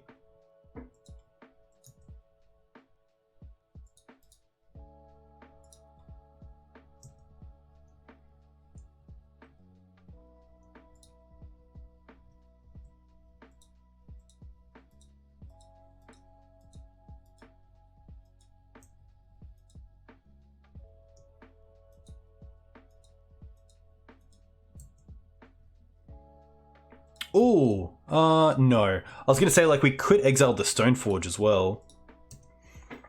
Because we get to Wasteland a land here and have to use the mana in their turn. But sadly, it doesn't deal with the Wisp. Oh, they put in Batterskull. Wow, they're not going for Jitte onto... That actually is very interesting. I didn't expect that.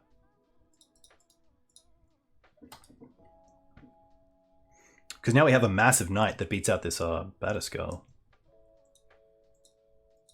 This comes back. And I think...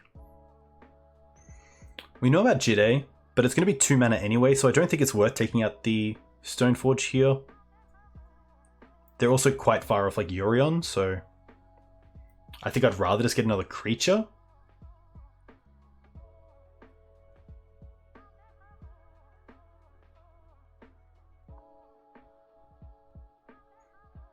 Yeah, I think we just take the Samurai. Get the value off it.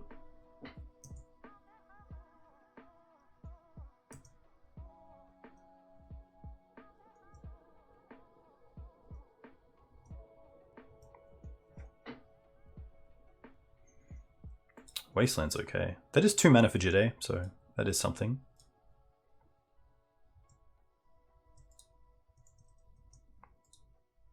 I guess I should have also potentially ticked up Wanderer so that Flicker Wisp doesn't just destroy it here.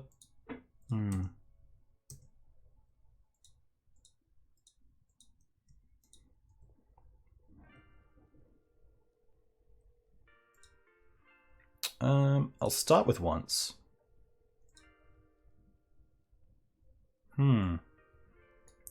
Beast is actually pretty interesting here. Yeah.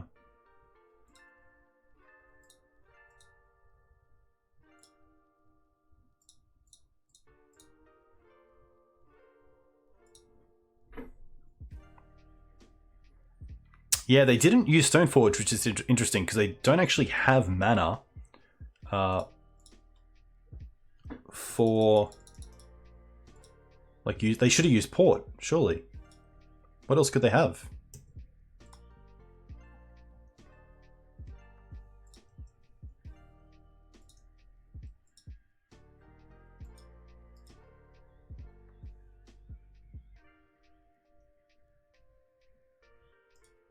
Surely this is a Solitude? No.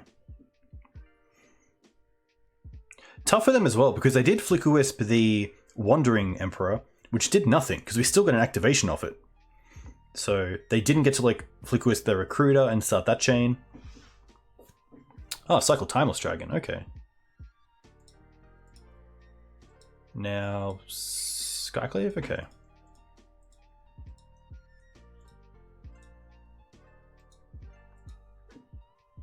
Huh. Take out the Knight.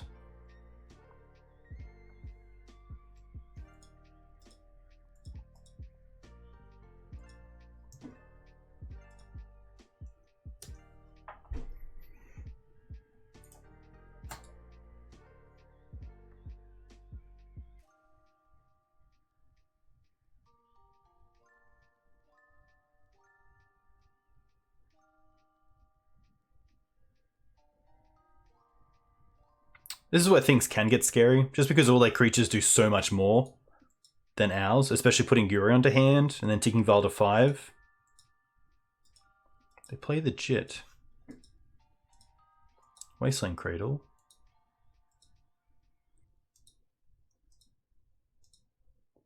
Solitude. Pitching Cataclysm, sure.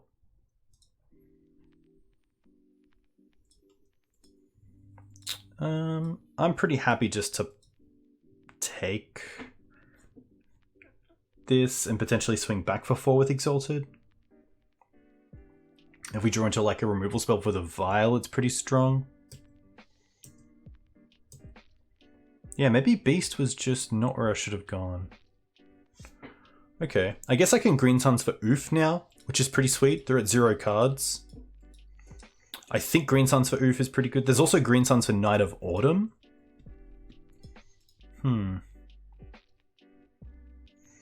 I like that Oof turns off Jitte and Vial. I'll actually start by attacking for 4. Yeah, just to give away the least amount of information.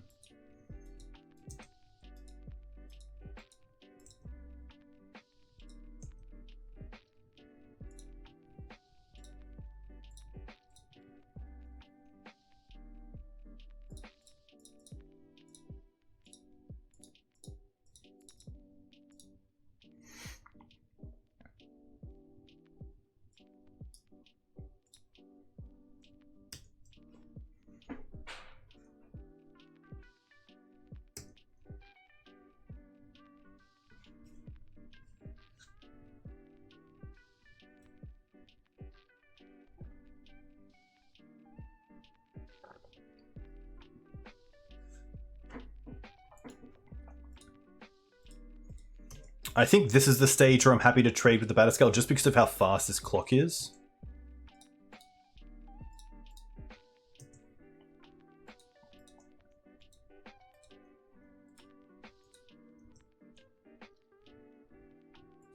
Now that's interesting.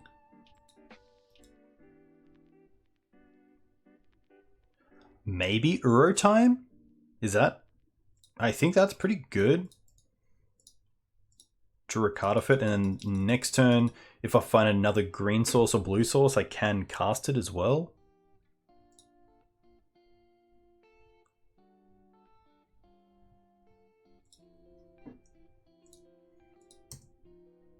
Caracas would be pretty sweet. There's Canopy, so that's perfect. I'm not going to attack either. There is a world where they like block with 2, 3, 4, and we can't kill everything, so happy just to pass back here.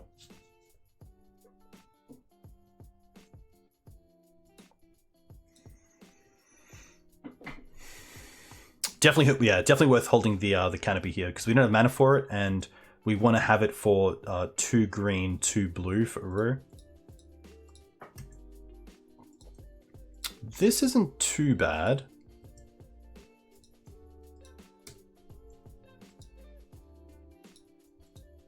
I guess I have to draw a land to be able to Jitte.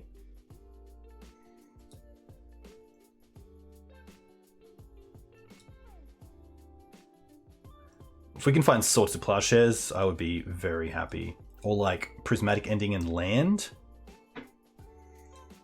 Okay, that's land.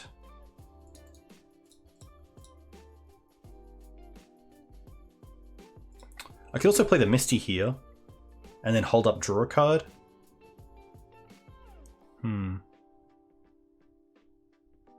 Yeah, I don't mind that. Just gonna get Trop, and that can be a 2,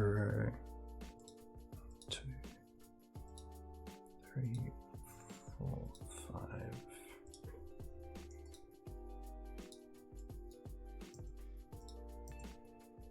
Mum.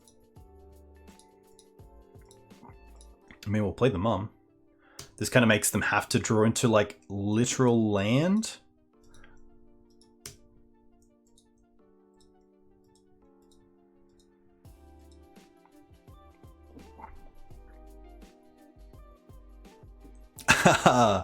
Surely it's not. Surely it's not. Nice. I mean, they still have a flyer, so that's something. But we do get to draw 3 cards next turn. 1 for turn, 1 off Canopy, and then 1 off the Uru.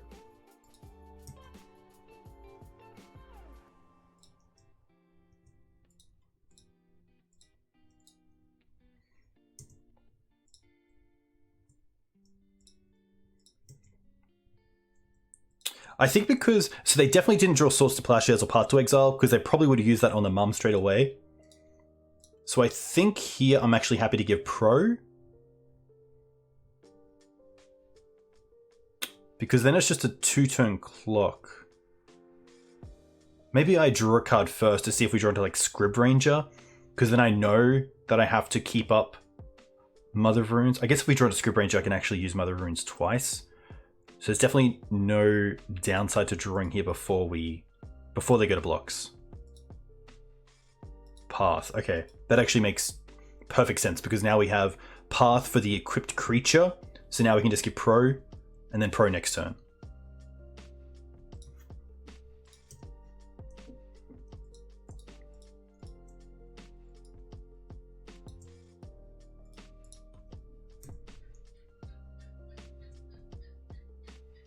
Because they're out here as land, equip Jide to Flicker Wisp, attack in the air, kill the Mum, and then just have blockers for the Uru. There's the land, which is pretty good on the Uru as well. They're going to return it here. Interesting.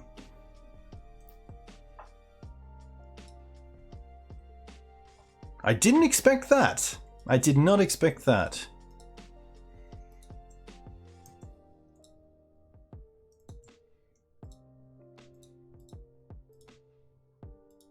Attack with all. 1, 2, 3, 4, 7. We just take this? There's a world where I could like, no, this is actually fine, because we can just path the Skyclave, get a 3/3, and attack back for lethal.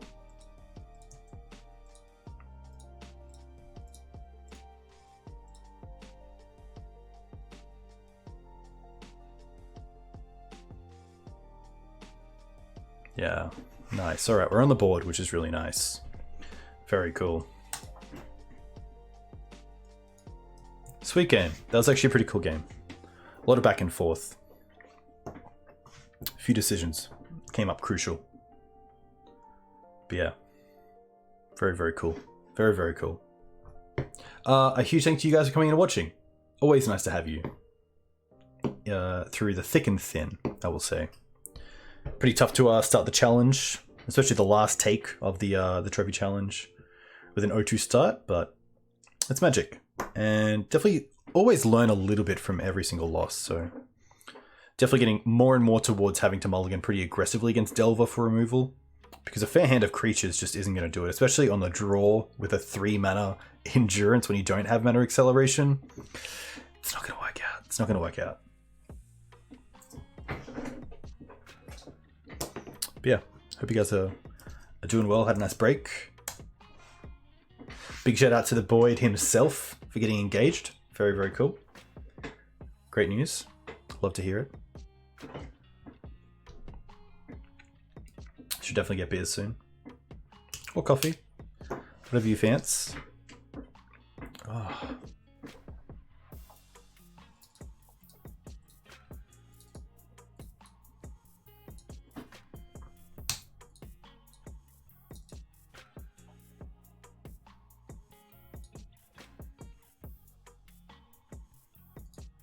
Alright. Only up from here. Up against Snoopy. Well, another 7 that just is not... this deck is not playing...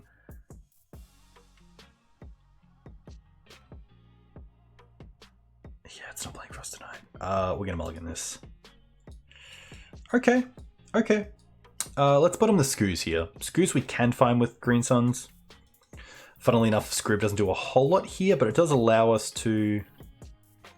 Actually, Scrib does nothing here. Maybe Skoos is just better.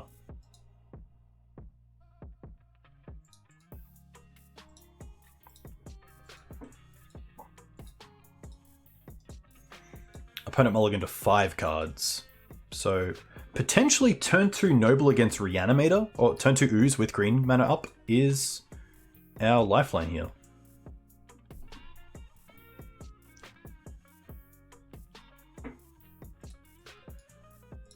Alright.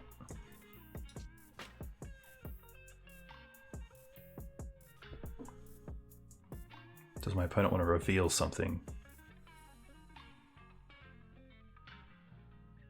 Chancellor's been on the downtick, especially with Murktide in the format, so I don't think they will have it.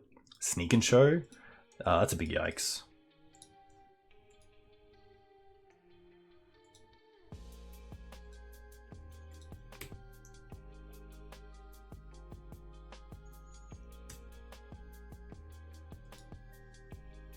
Turn.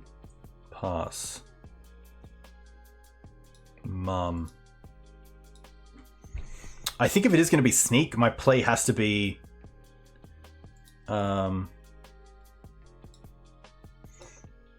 Mum into Green Suns for another creature that produces mana, so that next time we can Green Suns for Night of the Reliquary. I'm going to get Bird of Paradise here as well, potentially, in case we're playing against a Grizzlebrain deck.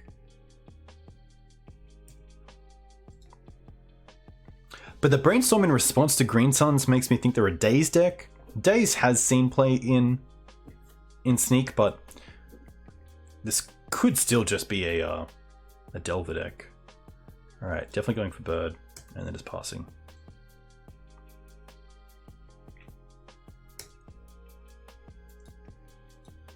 Okay, this is going to be Sneak. Wasteland? Oh, no Wasteland. Okay, that's fine.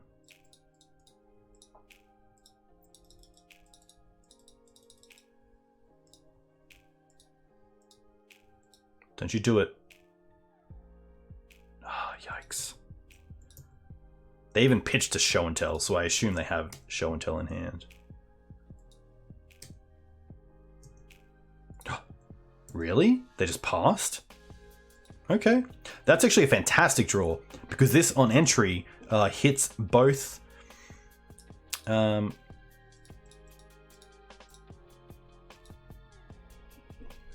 Omniscience and Sneak. And Thalia here is a fantastic draw as well. Really setting the behind. Get an attack in here with Mum. We're looking pretty good. We're looking pretty good.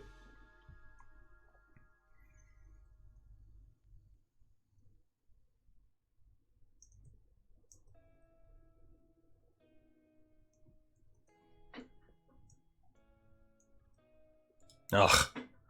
You love to see it. Attack for 3 with Exalted and then cast the Knight.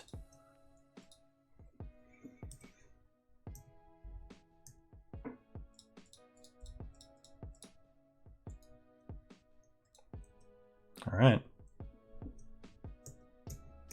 Yeah, I think they must have.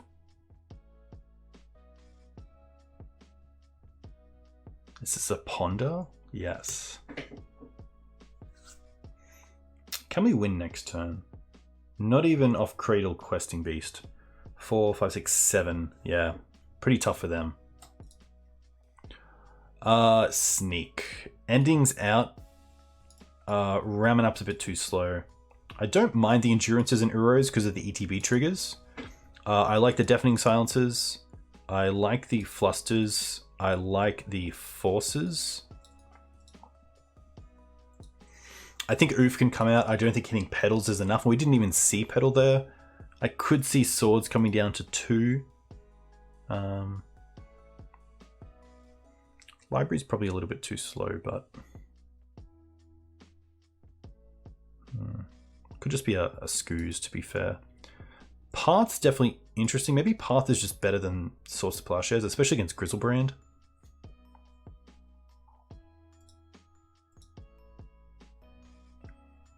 The onces I can probably take out as well.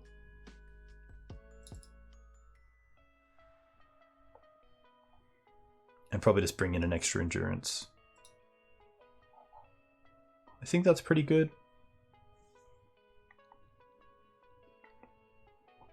Once can find Thalia.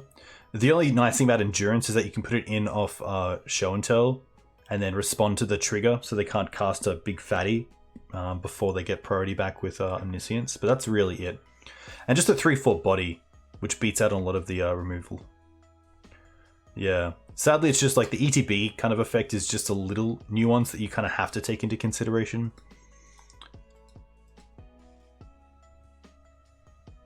Which kind of tells the matchup in a nutshell, but can definitely steal games like the first game, and this hand is a pretty good keep.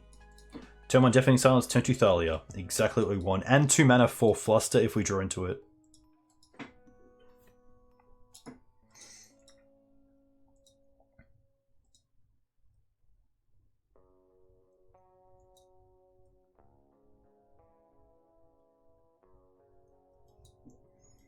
Opponent went to 6 cards.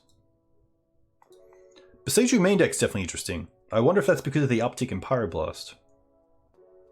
You would have to assume so.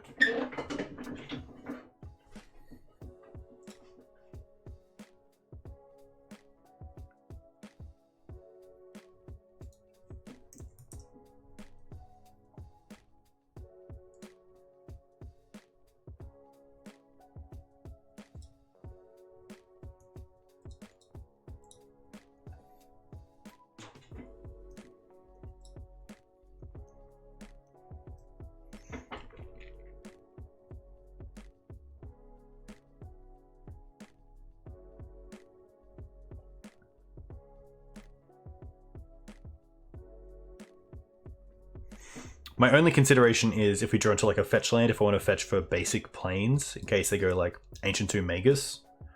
But I think here I'm pretty happy just to start with Deafening Silence and then follow up with Thalia, hopefully.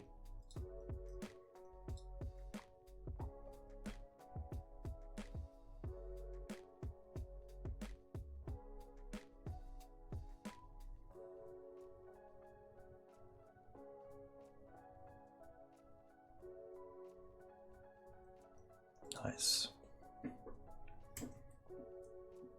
Small boa constrictor like. Oof. This is probably just Knight. Just because it beats all fatties. Deafening Silence stops Cunning Wish, which is fantastic. So I think it is just going to be Knight here.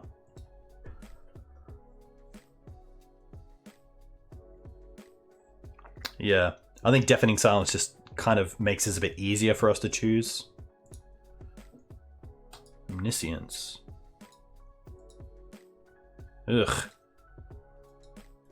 Yeah. That's pretty good. That's just gonna be game, I guess.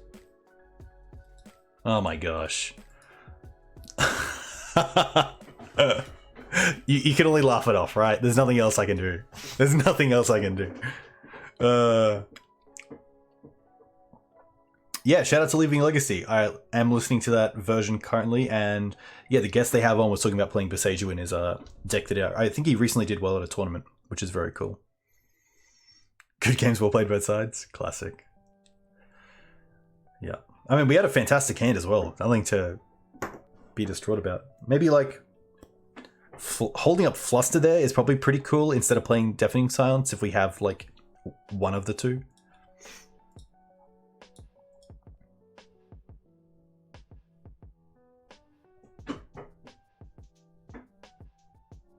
That's actually classic though. Would love to play first. Yeah. Same sort of thing, like Deafening Silence into Noble Hierarch Wasteland potentially, or Knight. Probably keeping the Knight for now.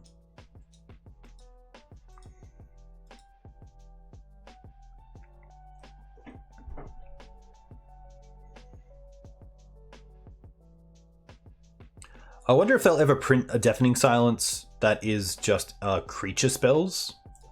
That'd be pretty interesting.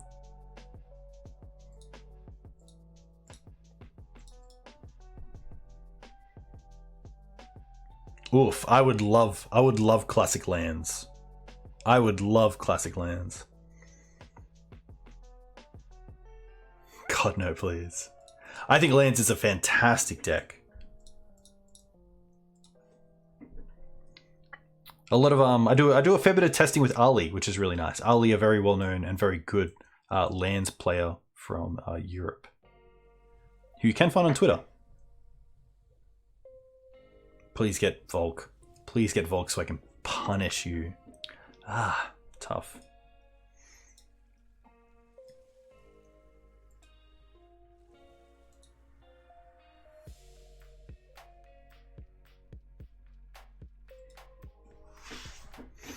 Hey Echo, I haven't tested Lion Sash. I do like it in a Stoneforge Mystic build, so potentially like a green-white build. You then also have access to double plains alongside double forest, so more white sources for Lion Sash, which is pretty cool.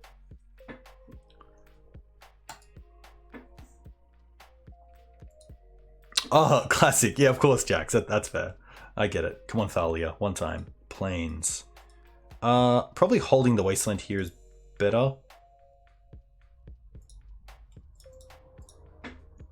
But a pretty sour turn 2. Not really where we want to be. Oh, that's a fine card. Just don't pedal show and tell. Just don't pedal show and tell. Just don't pedal show and tell. Okay. At least now if they like cunning do something in response, we can potentially Green Suns for Collector Oof. Lands League would be sweet. I would do a Lands League and also try to get Ali on board for a Lands League.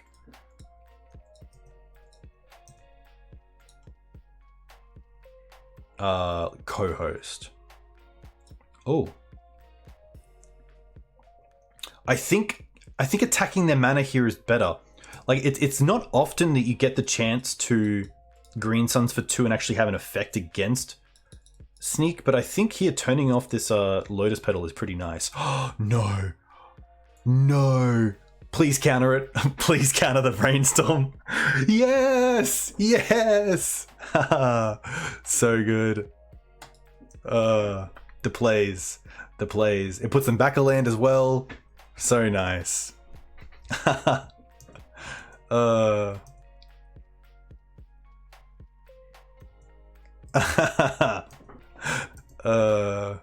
Okay. Green Suns. 1, 2, 1, 3. I can't play Questing Beast here.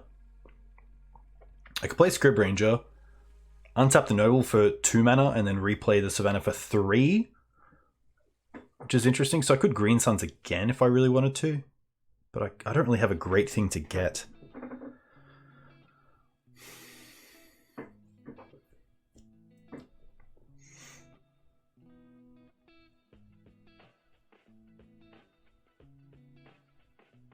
Yeah. Yeah, why you should always side out your hate bears against combo decks, but then just green suns into things like Flusterstorm. Knight and destroy the pedal. I don't have the land for that, but that is quite a nice play. The question is, can I put in the Knight here? Can I play the Knight? My other line is Green Suns for Dried Arbor and Scrib Ranger hold up, but that's not great either. Once we have the Scrib Ranger in play, mana's pretty efficient. It could just be attack with Noble and then end step flash in Scrib Ranger. I don't mind that.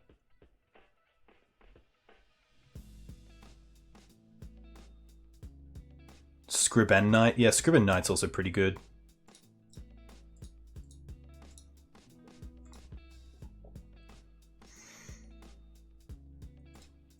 Untap this, return this.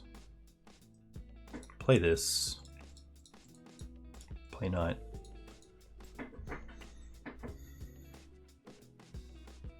Hey Irvin, thanks for the follow. Hope you're doing well. Oh, another Daze. No.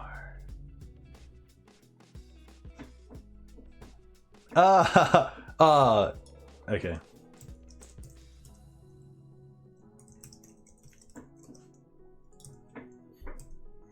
My opponent said nice play, but they're obviously talking about the Scrib Ranger here.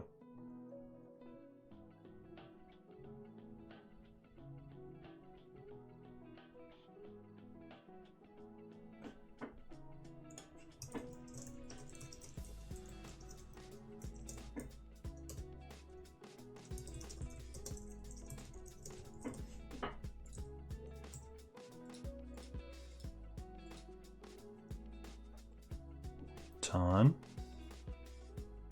Come on. Come on, no fetch. Yeah, Scrib Ranger definitely gives the deck an Elves-like feel. Like a Quirion Ranger kind of feeling.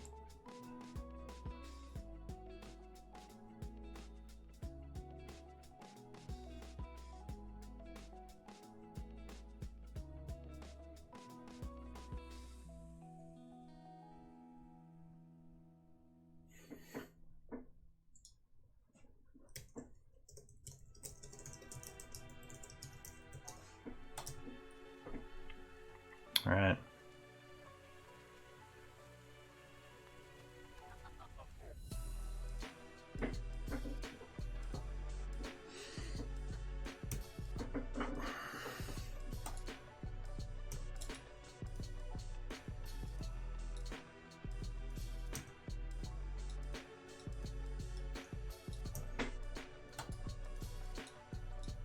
I mean, they have to find Emrakul, right? They can't cast another... Okay. Yeah, 1, 2, 3. Yeah, like, yeah. Tough. What are you gonna do? What are you gonna do? Oh, Scrib Ranger's sick. Some of my favorite Scrib Ranger plays are one card in hand, either Force Negation or Endurance. And like fetch for Dried Arbor, return it to hand with Scrib Ranger, and then you have a green card to pitch to either of those cards, which is pretty cool. Scrib Ranger says target creature, so against the old Merfolk decks that played Phantasmal Image, you could just snipe down Phantasmal Images by targeting them with Scrib Ranger, which is pretty cool.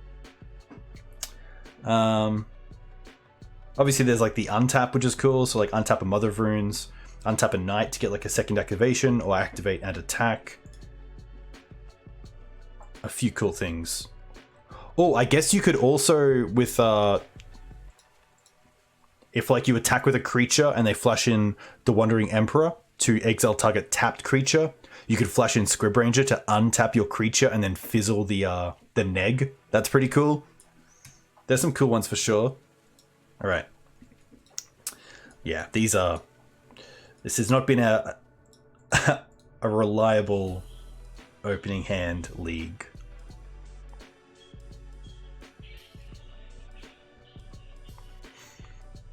I think you can... Is it yeah, it does untap. Let's have a quick look. Untap target creature, activate only once each turn. Yeah. So something like there's that creature that I believe stays tapped and controls a creature as long as it stays tapped. Just Canopy here. Probably just going to go for basics as well off the Green Suns for Dryad Arbor.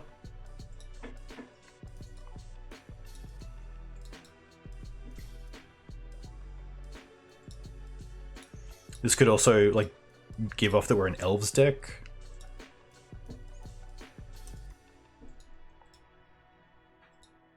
Oh no.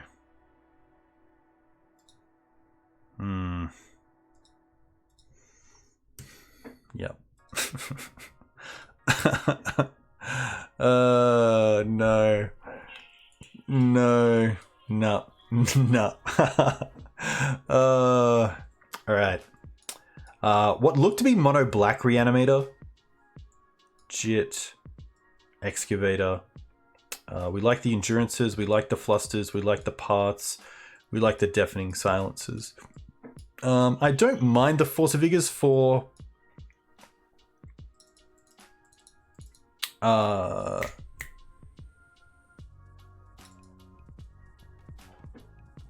Animate Dead. Endurance, Uro can come out. Once is actually pretty good because they can find endurance as well. Beast is probably too slow. I could take out the mums are definitely interesting. They're probably playing Massacre or something to that.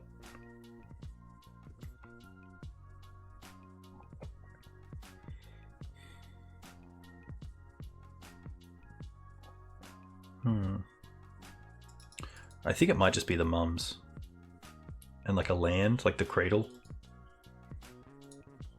61. Swords, Mana Accelerants are fantastic.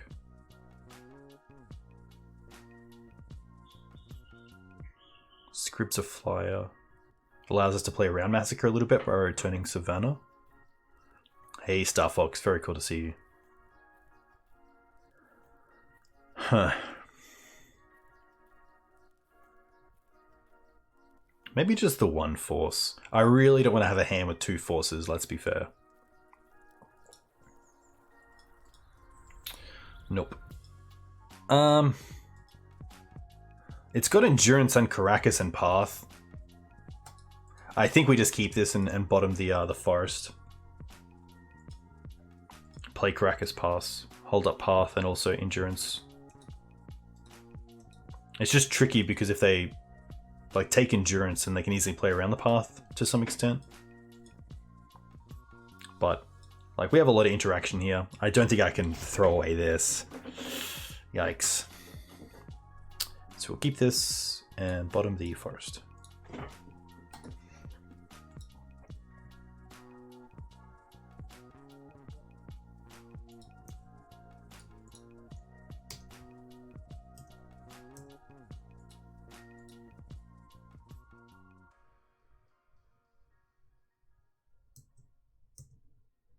Just a pass. Okay.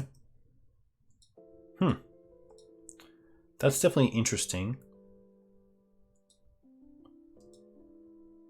I will once first. Try to find another green card. Oh, we don't hit a green card?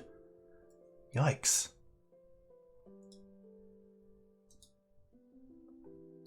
Like they're probably... surely they're holding up Entomb here, right? So I just have to hold up Endurance and Collect Oof. Maybe go for like a Dryad Arbor end step to start getting some damage through.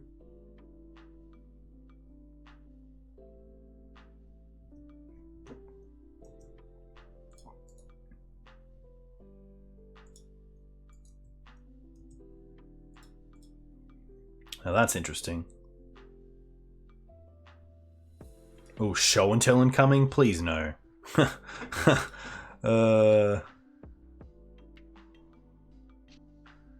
that mean I hold up the Caracas?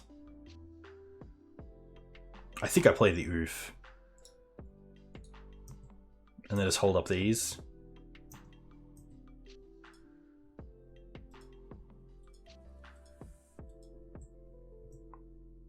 Okay. Wasteland here, a really nice draw. Not Wasteland, but Knight's pretty cool. Land. I'm going to keep the Noble in hand for the... I guess we can hardcast Endurance now. So I could have actually played the Noble Hierarch off the Dryad Arbor and then attacked for 3 anyway. Yeah.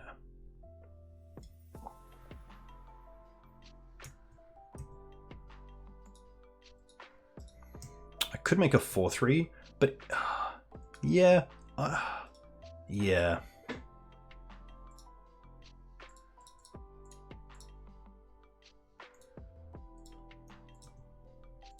4, 5, 6, 7.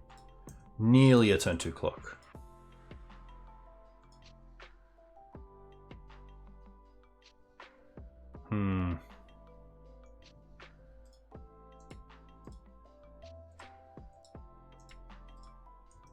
Take the path.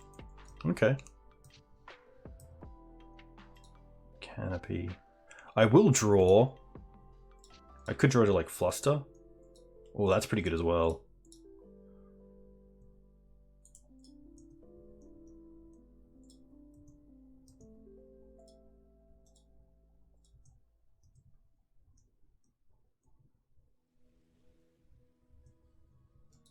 Thalia is pretty sweet. Yeah, nice. Yeah, take that combo. Yeah. You hear that? You hear that combo? That's all I got. No. Hold up endurance. Well, there will be game 3, which is cool. Yeah, I'm not... like, we don't have a green card for the endurance, but surely this hand is good enough to keep.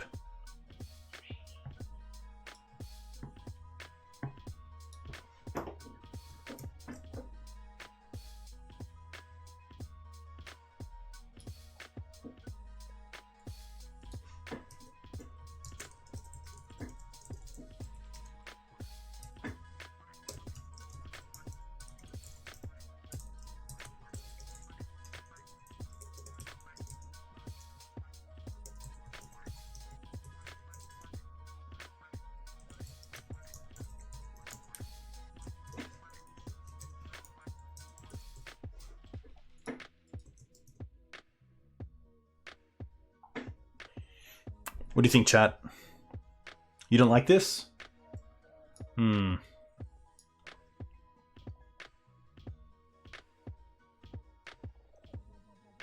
Keep? Alright, that's a 1 and 1.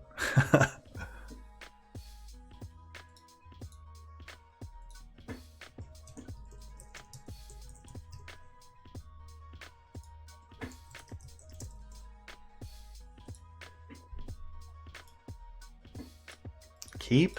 Yeah. Like, if they don't have a turn 1 with hand disruption, we have some pretty good outs to any sort of creature anyway. Look, we're 1/3, so yeah, definitely tough. I think like them keeping a 7 as well potentially means we should have gone for a mulligan, but I think a 7 post board means they have hand disruption, so it's so hard to keep like a hand without a really good hand. Or a really good way to interact with them in a meaningful way on turn 0. Yeah.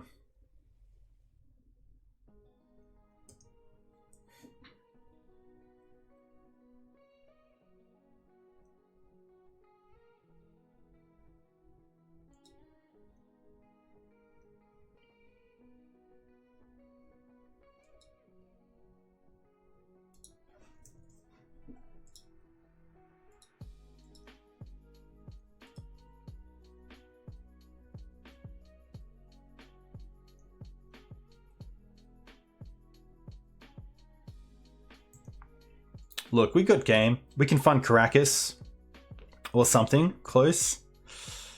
It's going to be Thalia, and it's going to be turn 1, Deafening Silence. Maybe Knight of Autumn is actually better there because it finds Endurance, or just hold for Endurance. There's definitely some pros and cons, but pretty hard for them to put a creature in the bin and also get it back with Deafening Silence in play unless it's just Grief, which the Thalia currently hits.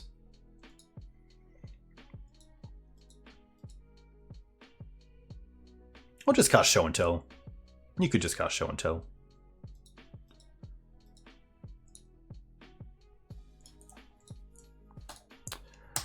Yikes. Tough. That is a pretty tough league. But I felt the deck was... good. We obviously got hit by combo pretty tough, but we have some combo hate in the sideboard. Maybe like an extra fluster or like traps or surgicals are needed, but pretty tough. That was a 1-4 getting up against Death and Taxes, but going down to Jeskai, Mentor, Reanimator, Show and Tell, and Delver. Tough. But hey, a huge thank you to Maverick Joe for the challenge. Very, very cool to have. And a huge thank you to True Hero as well for rating the channel. And for those of you who stuck around from his channel as well. Very, very cool. But it's not meant to be. It's not meant to be tonight. And I think, yeah, some of those games definitely didn't really go our way in terms of some of the sevens were pretty rough. And yeah, just a tough league, but hopefully we'll be back on BANT soon. So how would you describe the difference between Maverick and D&T, and what are the advantages of Maverick over D&T? That's a tough one these days in 2022 from a competitive standpoint. There's not too many advantages of Maverick over Death and Taxes if you're taking it to a competitive event. I would say flexibility in terms of Green Suns is pretty sweet. Especially how Green Suns stacks from turn 1 acceleration into turn 5 threat or turn 3 disruption, which is pretty cool. Yeah, I think that like Death and Taxes obviously has a lot of value to it straight away, of things like Recruit of the Guard, Stoneforge Mystic, Skyclave Apparition, Solitude, of course, Yorion, Flickerwisp with other creatures. Maverick's a little bit more about untapping with the creature and then getting value out of it, which is pretty tough in these days, because with removal, Death and Taxes has a lot of ways to kind of 2-for-1 your opponent, who might be Prismatic Ending or Swords to Plowsharing a creature of yours that you've already got something from. But with Mav, it's a little bit tougher to get that value and squeeze that value, which is tough because I think that's the sort of value you need to be playing in 2022 competitively with a fair deck, and I think that's where Maverick kind of just doesn't really have it. Yeah, it's tough. Like, yeah, I sadly don't have too many like good qualities of Mav right now in a competitive standpoint. I think it's a sweet deck if you like creatures. I think it's a much more fun and interactive deck if you like creatures. But yeah, I would say probably the toolbox element is pretty big. So having Green Suns there as just a quicker way to kind of pivot your strategy. So if you have, you know, a hand that isn't really doing anything against the graveyard and your opponent's on Reanimator, Green Suns allows you to pivot straight away to something like Collector Oof or Endurance potentially. Whereas if you're on D&T, you've kind of got to wait for Recruiter and then to untap and then cast something, which is pretty tough. So, and yeah, that's very true as well. Like D&T is definitely becoming more toolbox as well, especially with printings like Lion Sash, like being recruitable through Recruiter and also Stoneforge Mystic. Yeah, I think from a value standpoint, it's getting really tough to keep up with Death and Taxes on Mav unless you're running specific hate like Torpor Orb in the post board. But, you know, we do get some printings like Night of Autumn, which most of the time is a 2-for-1, or Endurance, which is a pretty strong threat and pretty well positioned in the metagame, which obviously Death and Taxes can't play. But yeah, it's been a tough few years for Mav. 80 card Mav. Yeah, it's definitely something that I'm toying around with just to get something out of, but it's definitely more of a like see how it goes than, oh, this could be viable. I don't think it's anywhere near the power level of 80 card D&T compared to 60 card D&T, but you know, there's some cool things about 80 card Mav because you get to fit in more utility lands or like the full set of like Once Upon a Times or a few more Green Suns targets, but yeah, it's tough. I think like a BANT list with Stoneforge Mystic and Kaldra complete would be really cool, especially in a 4 Mother of Runes build, because then you get to protect the germ as much as possible, because that pressure can just win games really, really quickly. But I feel like with this BANT deck, it's just a little bit too dirtily. and doesn't really have the same impact as some of the other variants of Maverick, or just some of the other mid-range decks in Legacy, especially like the BANT control decks, which obviously like trying to keep up with like Sylvan Libraries and like Uros and Teferis and Narsets and Snapcast Mages and Expressive Iterations, really hard. So if you do have cards like Stoneforge and Skyclave and Recruiter, it's a little bit easier, but yeah, tough spot. But that's gonna be me. A huge thank you to you guys for coming in and watching. Speaking of D&T, I actually do have a league going up on YouTube pretty soon, so if you do like this content, definitely check me out here. Enjoy your weeks ahead. I'll be back most likely on Thursday night. Not too sure what I'll play, but I'm sure it'll be hopefully a little bit more of a competitive league. Not to say this deck didn't have legs, but yeah, we'll be looking to play something that can hopefully get us back on the winning route. But until then, I'm gonna see who else is streaming. Giant, that'd be sweet. I would be more than happy to play lands. And it looks like Granham is still streaming, which is sweet. Who plays Legacy D&T, so probably actually a pretty good pretty good segue from this match. So yeah, enjoy, and we'll see you next time. Cheers.